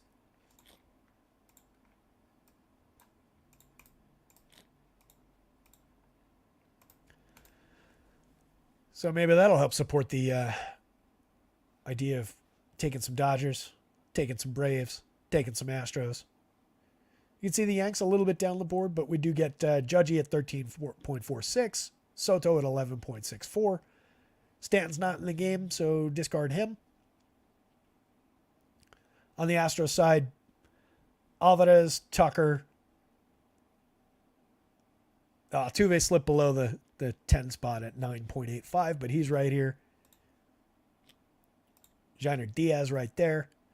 I'm sure Bregman, even with his struggles, right there. A lot of power showing for Houston. The Braves, again, I did have to influence a little bit to account for the win, but it's not unfairly so. Monster power opportunity for these guys. Travis d'Arnaud, the home run pick of the day. Didn't want to go with one of the super obvious names, but these are the higher end bats, and then you just bolt d'Arnaud onto it and hope for the best. Hope for a big double dong day at low ownership. But I like that option. And I like that the prices are down. The Braves are easy enough to get to today with their pricing down. It's not bad. And then the Dodgers are the Dodgers. 15 with no Stanton. I think all these other guys are in their lineups. So 15 guys above the magic number today, and a bunch of guys closing in on it too. Decent day for power. Probably going to be a big day for run scoring, given everything we know about what this slate looks like and some of those home run hitting conditions. So I think it's one to win with bats for sure, which is another reason that I kind of like those bargain bin pitchers out there. It's going to take a lot of scoring today. So with that in mind, you guys, let me get out of here so I can get this thing updated and stop struggling through allergies here. But I appreciate the hell out of you guys, all the likes. Check out acemind.io. Jump in our Discord if you haven't. Check out the description below. If you feel like kicking in, it's appreciated. All the different info for the different sites is in the YouTube description below this video. Hit the like button on your way down. Hit the subscribe bell there if you haven't already. With that in mind, good luck out there tonight. Somebody go win something. I will see you tomorrow.